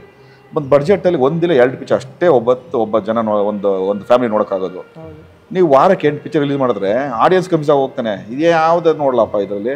ಇದೇನಾಗ ಹೋಗ್ತಾ ಇದೆ, ಈ ಮಧ್ಯದಲ್ಲಿ 8 ಮಧ್ಯದಲ್ಲಿ ಒಂದು ಚೆನ್ನಾಗಿರೋ ಬಂದಿರುತ್ತೆ, ವಾಶ್ ಹೋಗುತ್ತೆ ಒಂದು. ಎರಡನೇದು, ಈಗ ಒಂದು 4-5 ವಾರದಿಂದ 3 ಒಳ್ಳೊಳ್ಳೆ ಹೀರೋಗಳು, ನಾವು ಟೈರ್ 2 ಹೀರೋಗಳಂತ ಯಾರು ಇರ್ತೀವಿ, ಅವ್ರದ್ದೇ ಪಿಕ್ಚರ್ 3 ಪಿಕ್ಚರ್ ಬಂದಿದೆ, 3 ಚೆನ್ನಾಗಿದೆ. 3 ಜನ ಒಟ್ಟಿಗೆ ಬಂದಿದ್ದಾರೆ.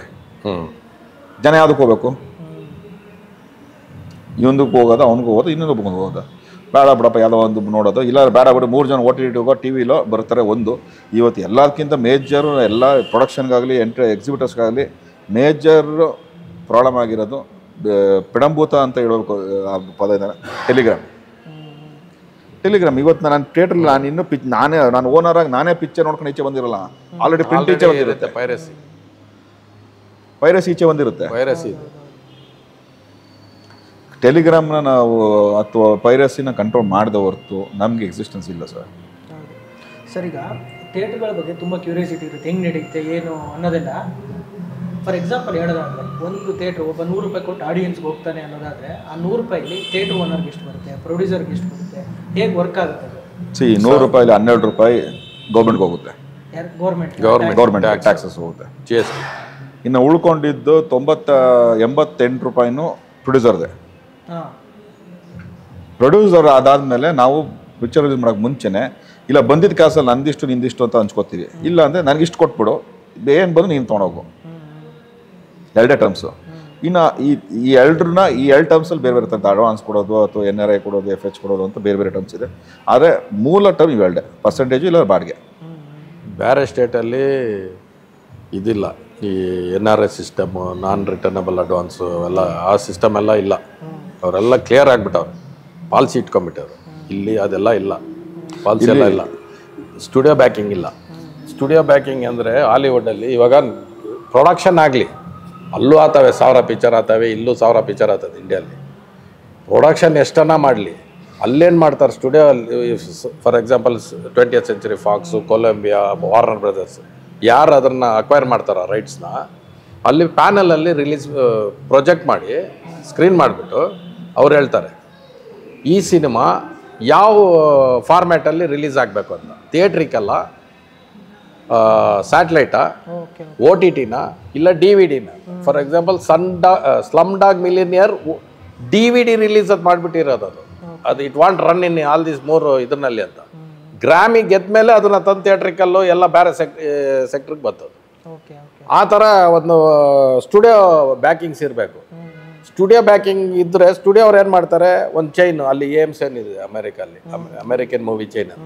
ಆ ಥರ ಚೈನ್ ಆಫ್ ಥಿಯೇಟರ್ಸ್ನ ಹಿಡ್ಕೊಂಡು ಅವ್ರು ಮಿನಿಮಮ್ ರೆಂಟ್ ಕೊಟ್ಬಿಟ್ಟು ಅವ್ರನ್ನೂ ಉಳಿಸಿ ಅವರು ಉಳಿಯಂಗೆ ನೋಡ್ತಾರೆ. ಇವಾಗ ಆಂಧ್ರಲ್ಲಿ 4 ಪ್ಲೇಯರ್ ಹತ್ರ ಇದೆ ಆಲ್ ಥಿಯೇಟರ್ಸ್.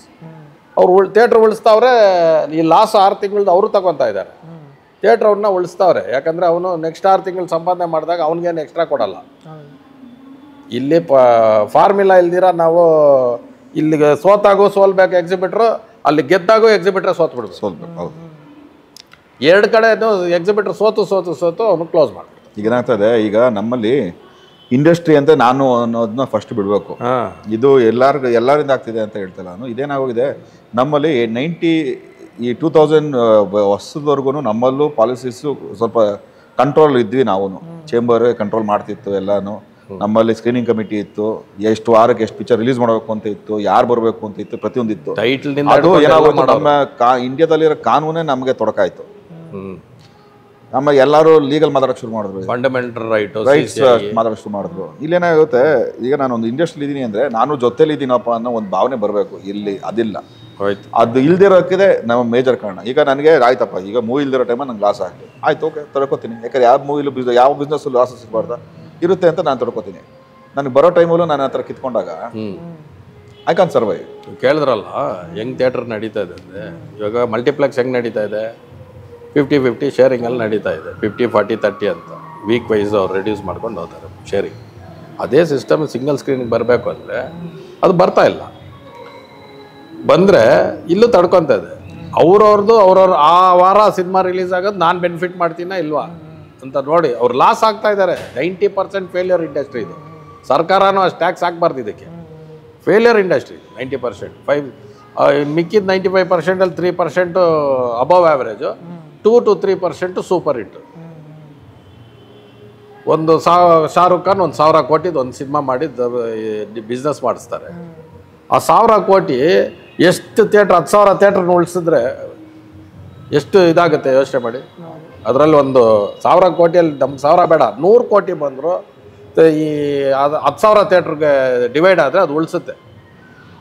ಸ್ಮಾಲ್ ಎಕ್ಸಾಂಪಲ್ ಕರ್ನಾಟಕಕ್ಕೆ ಬಂದ್ಬಿಡೋಣ. ಕನ್ನಡ ಸಿನಿಮಾ ಒಂದು 35 ಕೋಟಿ 30 ಕೋಟಿ ಮಾಡಿದ್ರೆ ಒಂದು 5 ಕೋಟಿ ಥಿಯೇಟ್ರ್ ಅವ್ರಿಗೆ ಎಕ್ಸ್ಟ್ರಾ ಸಿಕ್ಕಿದ್ರೆ, ಬಂದಾಗ ಬರ್ದಿರೋವಾಗಲ್ಲ ಬಂದಾಗ ಸಿಕ್ಕಿದ್ರೆ ಅವರೆಲ್ಲ ಸರ್ವೈವ್ ಆಗ್ತಾರೆ. ಬಂದಾಗೂ ವಾಪಸ್ ಕೊಟ್ಬಿಡು, ಬರಲಿಲ್ಲ ಅಂದ್ರೂ ಕೊಡು ಅಂದರೆ ಸಕ್ಸಸ್ ಆಗಲ್ಲ, ಸರ್ವೈವು ಆಗಲ್ಲ. ಇಲ್ಲಿ ಸರ್ವೈವ್ ಒಂದು. ಈಗ ಒಂದೇನೋ ಇದರಲ್ಲಿ ಇನ್ನೊಂದು ಆ್ಯಂಗಲ್ ಇದೆ. ಈಗ ನಾನು ಡೈಲಿ ಎಕ್ಸ್ಪೆನ್ಸಸ್ನ ಮೇಂಟೈನ್ ಮಾಡೋ ಜೊತೆಗೆ ಇವತ್ತಿನ ಆಡಿಯನ್ಸು ಅಪ್ಡೇಟ್ ಆಗಿದ್ದಾರೆ. ಎಂಥದೇ 5,000-6,000 ಮೊಬೈಲಲ್ಲಾದರೂ ನಿಮಗೆ 2K 1K ರೆಸೊಲ್ಯೂಷನ್ ಸ್ಕ್ರೀನ್ ಇದೇ ಇರುತ್ತೆ. ನಾನು ಇವತ್ತಿಗೆ ಆಡಿಯನ್ಸ್ಗೆ ಅದನ್ನು ಕೊಡೋಕ್ಕಾಗಲ್ಲ.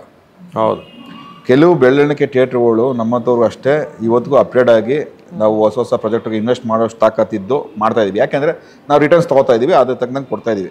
ಕೆಲವರು ಇನ್ವೆಸ್ಟ್ ಮಾಡಬೇಕು ಅಂದರೆ ಇವತ್ತೊಂದು ಪ್ರಾಜೆಕ್ಟ್ರು ನಿಮ್ಗೆ ಸಿಂಪಲ್ ಒಂದು ಪ್ರಾಜೆಕ್ಟ್ ಹೇಳ್ಬೇಕಂದ್ರೆ 40-45 ಲಕ್ಷ ಕಡಿಮೆ ಯಾವುದು ಸಿಗಲ್ಲ. ಇಲ್ಲ, ವೀರೇಶ ಥಿಯೇಟ್ರೇ ಹೇಳ್ತಿದ್ದೆ 1 ಕೋಟಿ 10 ಲಕ್ಷ. ಅವ್ರಿಗೆ ಗೊತ್ತಿಲ್ಲ 1 ಕೋಟಿ 10 ಲಕ್ಷ 4K ವರ್ಗೂ 40-45 ಲಕ್ಷ.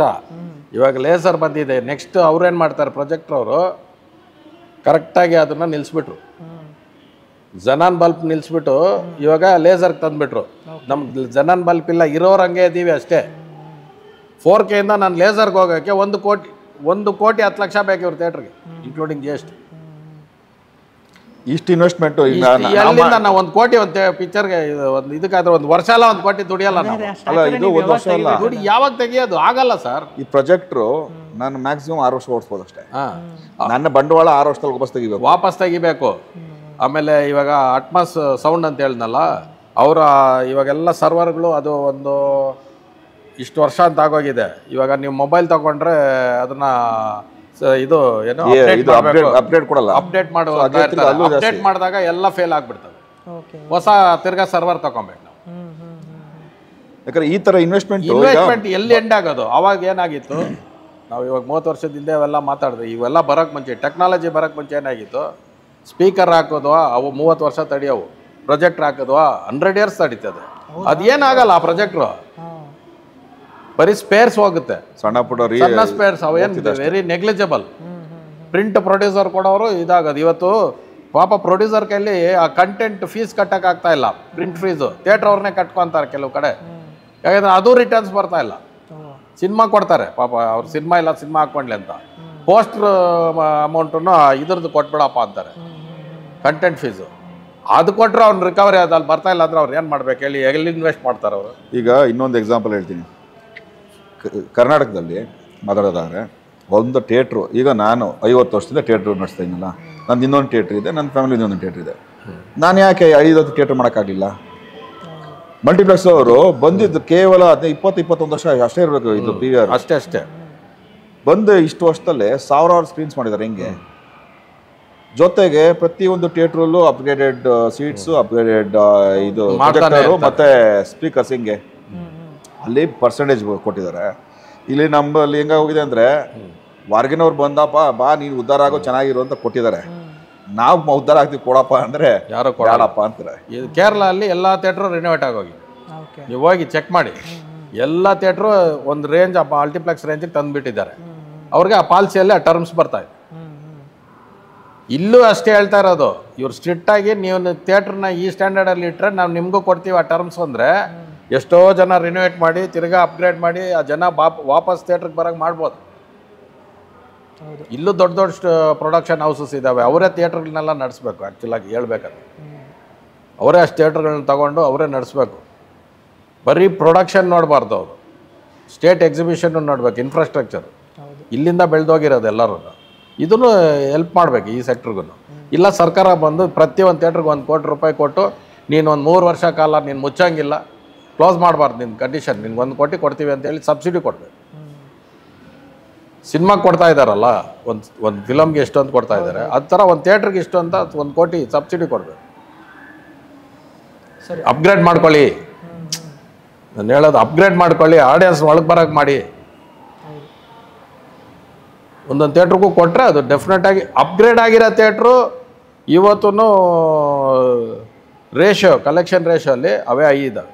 ಅಪ್ಗ್ರೇಡ್ ಆಗಿರೋ ಅಲ್ಲೇ ಇದ್ದಾವೆ, ಅಪ್ಗ್ರೇಡ್ ಆಗಿರೋವು ಐ ಆಗಿದ್ದಾವೆ. ಸಿನಿಮಾ ಬರಬೇಕಷ್ಟೇ, ಬಂದರೆ ಅಲ್ಲೇ ಕಲೆಕ್ಷನ್ ಅಲ್ಲೇ ಬರೋದು. ಜನನೂ ವೆರಿ ಚೂಸಿ ಇವಾಗ, ಎಲ್ಲಿ ಚೆನ್ನಾಗಿದೆ ಏನು ಮಾಡಿದೆ. ಆಮೇಲೆ ಎಲ್ಲ ನೋಡಿ ಸುಮ್ಮನೆ ರೇಟ್ ಆಫ್ ಅಡ್ಮಿಷನ್ನು ಅದಾಯಿತು ಇದಾಯಿತು ಅಂತಾರೆ. ಯಾವುದೋ ಒಂದು ಸಿನಿಮಾಗೆ ಮಾಡ್ಕೊತಾರೆ.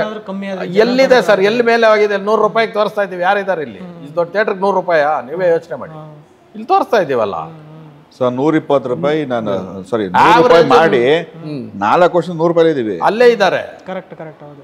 ಎಲ್ಲಿ ಬೆಳೀತಾ ಇಲ್ಲ. ಸುಮ್ಮನೆ ಯಾವುದೋ ಒಂದು ಪಿಕ್ಚರ್ಗೆ ಒಂದು ದಿವಸ ಒಂದು ಶೋ ಭಾಷೆಗೆ ಜಾಸ್ತಿ ಇದೆ, ಕನ್ನಡಕ್ಕೆ ಇನ್ನೂ ಹಂಗಲ್ಲ ಸರ್. ದೊಡ್ಡ ಕನ್ನಡಕ್ಕೂ ಅಷ್ಟೇ, ದೊಡ್ಡ ಪಿಕ್ಚರ್ ಬಂದಾಗ 1 ದಿವಸ 2 ದಿವಸ ಏನೋ ಮಾಡ್ಕೊಂಡು ರಿಕವರಿಗೆ ಮಾಡಕ್ಕೆ ಹೋಗ್ತಾರೆ ಅಷ್ಟೇ.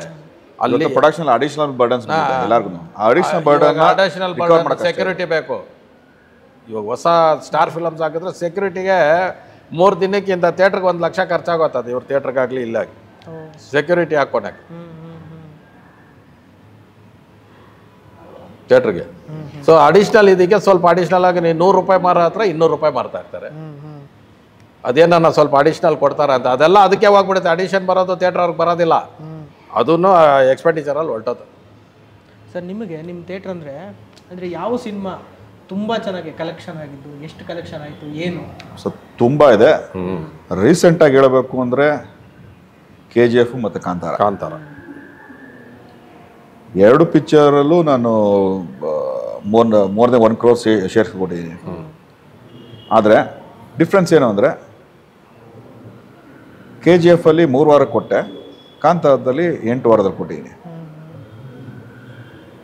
ಯಾಕಂದರೆ Kantara simple example, rate of information production ಅವರು ಜಾಸ್ತಿ ಮಾಡಿಸಲಿಲ್ಲ, ಬೇಡ ಅಂತ ₹100 ಇತ್ತು. 8 ವಾರ ಓಡಿದ್ದೆ ಪಿಕ್ಚರ್ ಅದು.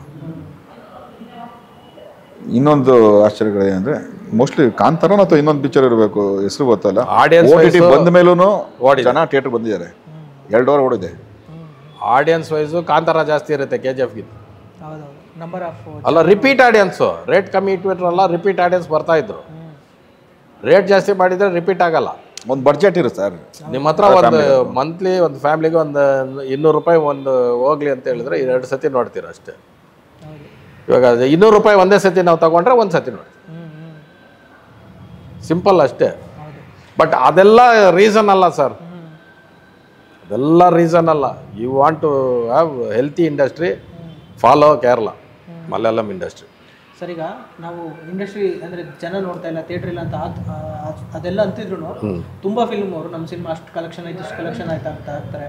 25 ಡೇಸ್ ಆಯಿತು, 50 ಡೇಸ್ ಆಯಿತು ಅಂತೆಲ್ಲ ಆಗ್ತಾ ಇರ್ತಾರೆ. ಸೊ ಅದು ಹೆಂಗೆ ನಂಬೋದಾ ಜನ ಅಥವಾ ಹೆಂಗೆ ಅದು ಅಂತ? ಸರ್ ಅವ್ರ ಫಿಗರ್ಸ್ ಎಲ್ಲ ನಾವು ಹೇಳೋಕ್ಕೆ ರೆಡಿ ಇಲ್ಲ ಸರ್. ನಮಗೂ ಅದಕ್ಕೂ because producer only ultimately knows what's is figures. ನಮ್ಗೆ ಯಾರು ನಾವು we want have all that sir. ಈ 25 ಡೇಸು 25 days ಅವೆಲ್ಲ ಇರುತ್ತೆ. ಓಡಿದ್ದಾರೆ ಸರ್, ಅವೆಲ್ಲ ಓಡಿದಾವೆ. 50 days ಓಡಿದಾವೆ ಸರ್. ಅಂದರೆ ಒಂದು ಆವ್ರೇಜ್ ಕಲೆಕ್ಷನಲ್ಲಿ ಓಡಿದ್ದಾರೆ. ಆ ಥಿಯೇಟ್ರ್ ಅವ್ರಿಗೆ ಇನ್ನೊಂದು ಸಿನಿಮಾನೂ ಇರಲ್ಲ, ಅವ್ರು 50 days ಮಾಡ್ಕೊಂಡಿರ್ತಾರೆ. ಆ 50 daysವರೆಗೂ ಕವರ್ ಆಗಿರೋ ಸಿನಿಮಾಗಳು ಇದಾವೆ ಸರ್. ರೆಂಟಲ್ಲೋ ಏನೋ ಅವ್ರು ಮಾತಾಡ್ಕೊಂಡಿರೋದು ಕವರ್ ಆಗಿರೋವು ಇರ್ತದೆ. ಆ ಓಡಿದ ಜನರಲ್ ಇವಾಗ 100 crores 200 crores ಅಂತ ಕೇಳಿದ್ರೆ ಅವೆಲ್ಲ ನಾವು ಹೇಳಕ್ಕೆ ಬರೋಲ್ಲ ಸರ್. ಪ್ರೊಡ್ಯೂಸರೇ ಹೇಳ್ಬೇಕು ಅದೆಲ್ಲ. ನನ್ನ ಪ್ರಕಾರ ಫಸ್ಟ್ ಆಫ್ ಆಲ್ ಈ 100-200 crores ಕ್ಲಬ್ ಅನ್ನೋದು ಫಸ್ಟ್ ತೆಗಿಬೇಕು ಸರ್ ಅವೆಲ್ಲ. ಯಾಕಂದ್ರೆ ಇದು ಒಂದು ಬ್ಯಾಡ್ ಎಕ್ಸಾಂಪಲ್ ಸರ್. ಅವೆಲ್ಲ ಹೇಳ್ದಂಗೆ ನಾನು ಎಲ್ಲ ಪಿಕ್ಚರು ಎಲ್ಲರೂ ಈಗ ಸಿಂಪಲ್ ಸರ್, ಅಣ್ಣವ್ರದ್ದು ಎಲ್ಲ ಪಿಕ್ಚರ್ ಬ್ಲಾಕ್ ಬಸ್ಟರ್ ಅಲ್ಲ. ಚೆನ್ನಾಗಿ ಓಡಿರೋ ಪಿಕ್ಚರ್ ಇದೆ, ತುಂಬ ಚೆನ್ನಾಗಿ ಓಡಿರೋದು ಇದೆ, ಬ್ಲಾಕ್ ಬಸ್ಟರ್ ಇದೆ, ಆವ್ರೇಜ್ ಆಗಿರೋವು ಇದ್ದಾವೆ. ಸೊ ಒಬ್ಬ ಸೂಪರ್ ಸ್ಟಾರ್, ನಮ್ಮ ಕನ್ನಡ ಸೂಪರ್ ಸ್ಟಾರ್ ಪಿಕ್ಚರ್ಗಳೇ ಆದರೆ ಇದ್ದಾಗ ಇವತ್ತು ಎಲ್ಲ ಪಿಕ್ಚರ್ನು ಬ್ಲಾಕ್ ಬಸ್ಟರ್ ಕೊಡ್ತೀವಿ ಅಂದರೆ ಕೊಡೋಕ್ಕಾಗಲ್ಲ. ಅದೇ ಅದು ನಮ್ಮ ಕೈಯಲ್ಲಿ ಇರಲ್ಲ. ಎಲ್ಲನೂ 100 ಕೋಟಿ ಕಲೆಕ್ಷನ್ ಮಾಡೋಕ್ಕಾಗಲ್ಲ ಸರ್. ಮಿನಿಮಮ್ ಅಂದರೆ ಈಗ ಏನಾದ್ರು ಗೊತ್ತಾ, ಒಂದು ಸಿಂಪಲ್ ಉದಾಹರಣೆ ಕೊಡ್ತೀನಿ ನಿಮಗೆ. ಆರ್ಟಿಸ್ಟ್ ಬೇಡ, ಮೂವಿ ಬೇಡ, ದೊಡ್ಡ ಆರ್ಟಿಸ್ಟೇ, ಪಿಕ್ಚರ್ ಚಾನೆಲ್ ಅಂತ ಒಂದು ರಿಪೋರ್ಟ್ ಬಂತು. ಎಂಥ ಮೇಕಿಂಗ್ ಇತ್ತು ಗೊತ್ತಾ ಅದು. ಮಾರನೇ ದಿನ ಅಲ್ಲ, ಮ್ಯಾಟ್ನಿ ಆ ಕಡೆ ಮಾಡ್ಕೊಂಡ್ಬಿಡ್ತು ಪಿಕ್ಚರ್. ಎಲ್ಲಿಂದ ಆಗುತ್ತೆ ಇದು ಕಲೆಕ್ಷನ್? ಅದನ್ನ ನಂಬ್ಕೊಂಡು ಹಾಕೋ ಪ್ರೊಡ್ಯೂಸರ್ ಕತೆ ಏನಾಗಬೇಕು? ನಮ್ಗೆ ಇನ್ನೊಂದು ದೊಡ್ಡ ವಿಲನ್ ಇದೆ ಸರ್ ಈ ಸಿನಿಮಾ ಇಂಡಸ್ಟ್ರಿಗೆ, ಸೋಷಿಯಲ್ ಮೀಡಿಯಾ. ಸ್ಪಾಟಲ್ಲಿ ಕ್ಲೋಸ್ ಮಾಡಿಬಿಡ್ತಾರೆ. ಇಲ್ಲ, ಸೀರಿಯಸ್ ಆಗಿ ಹೇಳ್ತೀನಿ. ಯಾಕಂದರೆ ಇವತ್ತು ನಿಮ್ಮ ಮುಖಾಂತರ ಹೇಳ್ತೀನಿ ನಾನು. ಈಗ ನೀವು ಸೋಷಿಯಲ್ ಮೀಡಿಯಾ ಇದ್ದೀರಾ, ಸೋಷಿಯಲ್ ಮೀಡಿಯಾದ ಹೆಂಗೆ ಬಳಸ್ಕೋಬೇಕು ಅಂತ ಗೊತ್ತಿರ್ಬೇಕು ಜನಕ್ಕೆ. ಎಷ್ಟು ಜನ ನೆಗೆಟಿವ್ ಆಗಿ ಯೂಸ್ ಮಾಡ್ತಾರೆ ಗೊತ್ತಾ? ನೆಗೆಟಿವ್ ಆಗಿ ಯೂಸ್ ಮಾಡೋದು ನೆಗೆಟಿವ್ ಮೀಡಿಯಾ ಸರ್. ಈಗ ಇವ್ರ ಫ್ಯಾನ್ಸ್ ಅವ್ರ ಮೇಲೆ ಹೇಳೋದು, ಅವ್ರ ಫ್ಯಾನ್ಸ್ ಇವ್ರ ಮೇಲೆ ಹೇಳೋದು, ಆ ಪಿಕ್ಚರ್ ಕ್ಲೋಸ್ ಮಾಡ್ಬಿಡ್ತಾರೆ. ಬರೋರ್ನ ಬರ್ದಿರಂಗ್ ಮಾಡ್ತಾರೆ. ರಿವ್ಯೂಗಳೇ ಕೆಲವರು ರಿವ್ಯೂಸ್ ಇದ್ದಾರೆ, ತುಂಬಾ ಚೆನ್ನಾಗಿ ರಿವ್ಯೂ ಕೊಡ್ತಾರೆ, ಎಲ್ಲ ಮಾಡ್ತಾರೆ. ಇನ್ನು ಕೆಲವ್ರು ನೋಡ್ತೀನಿ, ಅವ್ನು ಕ್ರಿಟಿಕ್ ಮಾಡಕ್ಕೆ ಏನು ನಾಲೆಜ್ ಇದೆ ಅವನಿಗೆ? ಒಂದು ಮೂವಿನ ಜಡ್ಜ್ ಮಾಡಕ್ಕೆ ಏನು ನಾಲೆಜ್ ಇದೆ? ಈಗ ಒಂದು ನನಗೆ ಇಷ್ಟ ಆಯ್ತು ಪಿಕ್ಚರ್, ನಿಮ್ಗೆ ಆಗದೆ ಇರ್ಬೋದು, ಇವ್ರಿಗೆ ಆಗದೆ ಇರ್ಬೋದು. ಜನಕ್ಕೆ ಬಂದು ಫಸ್ಟ್ ಒಳಗೆ ಬಂದು ಕುತ್ಕೊಂಡು ನೋಡಿದ್ಮೇಲೆ ತಾನೇ ಚೆನ್ನಾಗಿದೆ ಚೆನ್ನಾಗಿಲ್ಲ ಅಂತ ಅವ್ನು ಡಿಸೈಡ್ ಮಾಡಬೇಕು.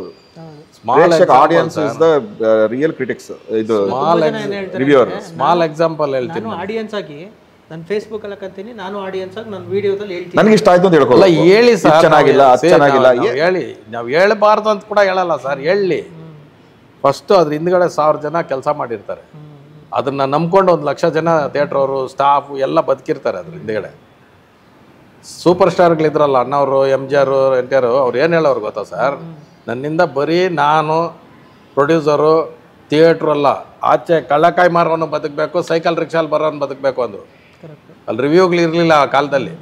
ಇವಾಗೆ ರಿವ್ಯೂಗಳು ಬಂದಿರೋದು. ರಿವ್ಯೂ ಬಂದೇನಾಗಿದೆ ಆಡಿಯೋ ಒಳಗೆ ಬರ್ತಾ ಇಲ್ಲ. ಫಸ್ಟ್ ಆಫ್ ಆಲ್ ರಿವ್ಯೂ ನೋಡ್ಕೊಂಡು ಅಲ್ಲೇ ಸ್ಟಾಪ್ ಆಗ್ತಾ ಇದೆ. ಇಲ್ಲಿ ಬಂದು ನೋಡ್ದಾಗ ತಾನೆ ಅದು ಚೆನ್ನಾಗಿದೆ ಚೆನ್ನಾಗಿಲ್ಲ ಅಂತ ಗೊತ್ತಾಗೋದು. ಒಂದು ಮೇಜರ್ ಪತ್ರಿಕೆ ಹೆಸರು ಹೇಳಲ್ಲ, ನಾನೊಂದು ದೊಡ್ಡ ಬ್ಲಾಕ್ ಬಸ್ಟರ್ ಪಿಕ್ಚರ್ ರಿಲೀಸ್ ಮಾಡಿದ್ದೆ, 1.5 ಸ್ಟಾರ್ ಕೊಟ್ಬಿಟ್ರು. 1.5 ಸ್ಟಾರ್ ಕೊಟ್ಟರು. ಎಮ್ಮನ್ಗೆ ಏನೋ ಕೋಪ ಇತ್ತು ನನ್ನ ಮೇಲೆ ಅನ್ಸುತ್ತೆ, ಅವ್ರು ನಾನು ಹೋಗಿ ಮಾತಾಡ್ಸಿಲ್ಲ ಅಂತ, ಇಲ್ಲ ಪಿಕ್ಚರ್ ನೋಡ್ಸಿಲ್ಲ ಅಂತ 1.5 ಸ್ಟಾರ್ ಕೊಟ್ಟರು. ಬ್ಲಾಕ್ ಬಸ್ಟರ್ ಇಟ್ಟಾಯ್ತು ಅದು. ನಿಮ್ಮ ರಿವ್ಯೂಯಿಂದಾನು ಏನೂ ಆಗಲ್ಲ ಅದು, ಜನಕ್ಕೆ ಪಲ್ಸ್. ಬಟ್ ಯಾಕೆ ಆ ಥರ ನೆಗೆಟಿವೇ ಹೋಗ್ಬೇಕು ನಾವು ಅಂತ, ಪಾಸಿಟಿವ್ ಆಗಿ ಹೋಗ್ಬೇಕು. ರಿವ್ಯೂನು ಪಾಸಿಟಿವ್ ಆಗಿ ಅಂದರೆ ನಾನೇನು ಚೆನ್ನಾಗಿಲ್ದಿರೋದ್ರನ್ನ ಚೆನ್ನಾಗಿಲ್ಲ ಅಂತ ಹೇಳೋದಲ್ಲ, ಪರವಾಗಿಲ್ಲಪ್ಪ ಅಂತ ಹೇಳ್ಬಿಟ್ಟು ಹೋಗ್ಬಿಟ್ರೆ ಸಾಕು. ಅಟ್ಲೀಸ್ಟ್ ಆ ಬಿಸ್ನೆಸ್ಸು ತಡೀತಾ ಇರ್ತದೆ. ಇವಾಗ ಥಿಯೇಟ್ರ್ಗಳೇ ಇಲ್ಲ, ಎಲ್ಲ ಕ್ಲೋಸ್ ಮಾಡಿಬಿಟ್ರಿ, ಏನು ರಿವ್ಯೂ ಮಾಡೋದು ನೀವು? ಅದು ಕರೆಕ್ಟೇ. ಮಲ್ಟಿಪ್ಲೆಕ್ಸ್ಗಳಲ್ಲಿ ಹೋಗಿ ಏನು ರಿವ್ಯೂ ಮಾಡ್ತೀರಿ ಹೇಳಿ ಸರ್? ಬರೋ ಆಡಿಯನ್ಸ್ ನೋಡ್ಬಿಟ್ಟು ಮೈಕ್ ಹಿಡ್ಕೊಂಡು ಹೆಂಗಿದೆ ಅಂತ ಕೇಳ್ಕೊಂಡು ಹೋಗ್ಬೋದು. ಸೆಲೆಬ್ರೇಷನ್ ಅನ್ನೋದು ಎಲ್ಲಿದೆ? ಸಿಂಗಲ್ ಸ್ಕ್ರೀನಲ್ಲಿ ಸೆಲೆಬ್ರೇಷನ್ ಇದೆ. ನನ್ನ ಥಿಯೇಟ್ರಲ್ಲಿ ಎಕ್ಸಾಂಪಲ್ ನಾನು ಹೇಳಬೇಕಂದ್ರೆ, ನಮಗೆ ಮೂವಿ ಸಿಂಗಲ್ ಥಿಯೇಟ್ರ್ಗಳಿಗೆ ಒಂದು ಟೈಮ್ ಸ್ಲಾಟ್ಸ್ಗಳು ಹಾಕೊಂಡಿರ್ತೀವಿ ನಾವು. 10 ಗಂಟೆ, 1 ಗಂಟೆ, 4 ಗಂಟೆ, 7 ಗಂಟೆ, 10 ಗಂಟೆ ಅಂತ. ಇವಾಗ 2:40 ನಿಮಿಷ ಒಂದು ಪಿಕ್ಚರ್ ಬಂತು ಅಂದರೆ, ನನಗೆ ಜನನ ಒಳಗೆ ಬಿಡೋಕೆ 10 ನಿಮಿಷ ಟೈಮ್ ಬೇಕು, ಜನನ ಈಚೆ ಕಳ್ಸೋಕೆ 10 ನಿಮಿಷ ಬೇಕು, ಮಧ್ಯದಲ್ಲಿ ನಂಗೆ 10-15 ನಿಮಿಷ ಕ್ಲೀನಿಂಗ್ ಬೇಕು. ಇಲ್ಲಿ ನಾವು ಜನ ಈಚೆ ಹೋಗ್ಬೇಕಾದ್ರೆ ಕೆಲವೊಂದು ಪಿಕ್ಚರ್ಗಳು ನಾನು ನೋಡಿದ್ದೀನಿ, ಸಾಲಾಗಿ ನಿಂತಿರ್ತಾರೆ. ಇದು ಅಟ್ಲೀಸ್ಟ್ ಒಂದು ಮಿನಿಮಮ್ ಬೇಸಿಕ್ ಒಂದು ಸೆಟಪ್ಗಳು ಇರಬೇಕು ಎಲ್ಲರ ಹತ್ರ.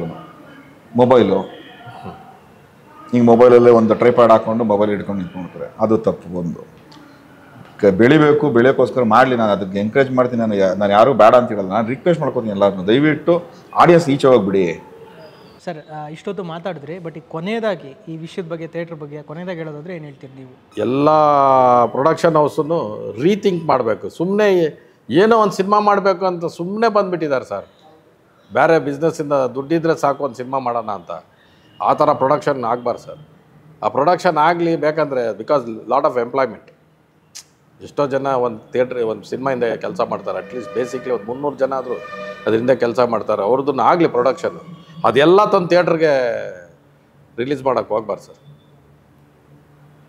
ಗೌರ್ಮೆಂಟು 200%, 100% ಅಲ್ಲ, ಇವತ್ತು ಹೇಳ್ತಾ ಇದ್ದೀನಿ, 200% ಸಪೋರ್ಟ್ ಕೊಟ್ಟರೆ ಈ ಇಂಡಸ್ಟ್ರಿ ನಿಲ್ತದೆ. ಎಕ್ಸಿಬಿಷನ್ನು ಇಲ್ದಿದ್ರೆ ಇದು ಸ್ಲೋ ಆಗಿ ಪೆರಿಷಬಲ್ ಆಗ್ತಾಯಿದೆ, ಹೋಗ್ಬಿಡುತ್ತೆ. ಆಮೇಲೆ ಸೆಂಟ್ರಲ್ ಗೌರ್ಮೆಂಟು ಅಷ್ಟೇ. ಈ 18% GST, 12% GST ಅನ್ನೋದು ಗೌರ್ಮೆಂಟ್ಗೆ ಅರ್ಥ ಆಗಿಲ್ಲ. ಯಾವ ಥರ ಸಿನಿಮಾ ಅನ್ನೋದನ್ನು ಅರ್ಥ ಮಾಡ್ಕೊಂಡಿರೋ ಗೌರ್ಮೆಂಟ್ ಯಾರು ಹಂಗೆ ಟ್ಯಾಕ್ಸ್ ಆಗಲ್ಲ ಸರ್. ಯಾರೋ ಒಂದು ಸಿನಿಮಾ ಒಂದು ವರ್ಷದಲ್ಲಿ 1000 ಕೋಟಿ ಆಯ್ತು, 500 ಕೋಟಿ ಅಂದರೆ ಎಲ್ಲ ಸಿನಿಮಾ ಹಂಗೆ ಆಗುತ್ತಾ? It's perishable. Morning show release ಆಗಿ ಡಬ್ಬ ಅಂತ ಯಾರಾದರೂ ಹೇಳಿದ್ರೆ ಮ್ಯಾಟ್ನಿಗೆ ಜನ ಇರಲ್ಲ ಅಂದರೆ ಇಟ್ಸ್ ಪೆರಿಷಬಲ್.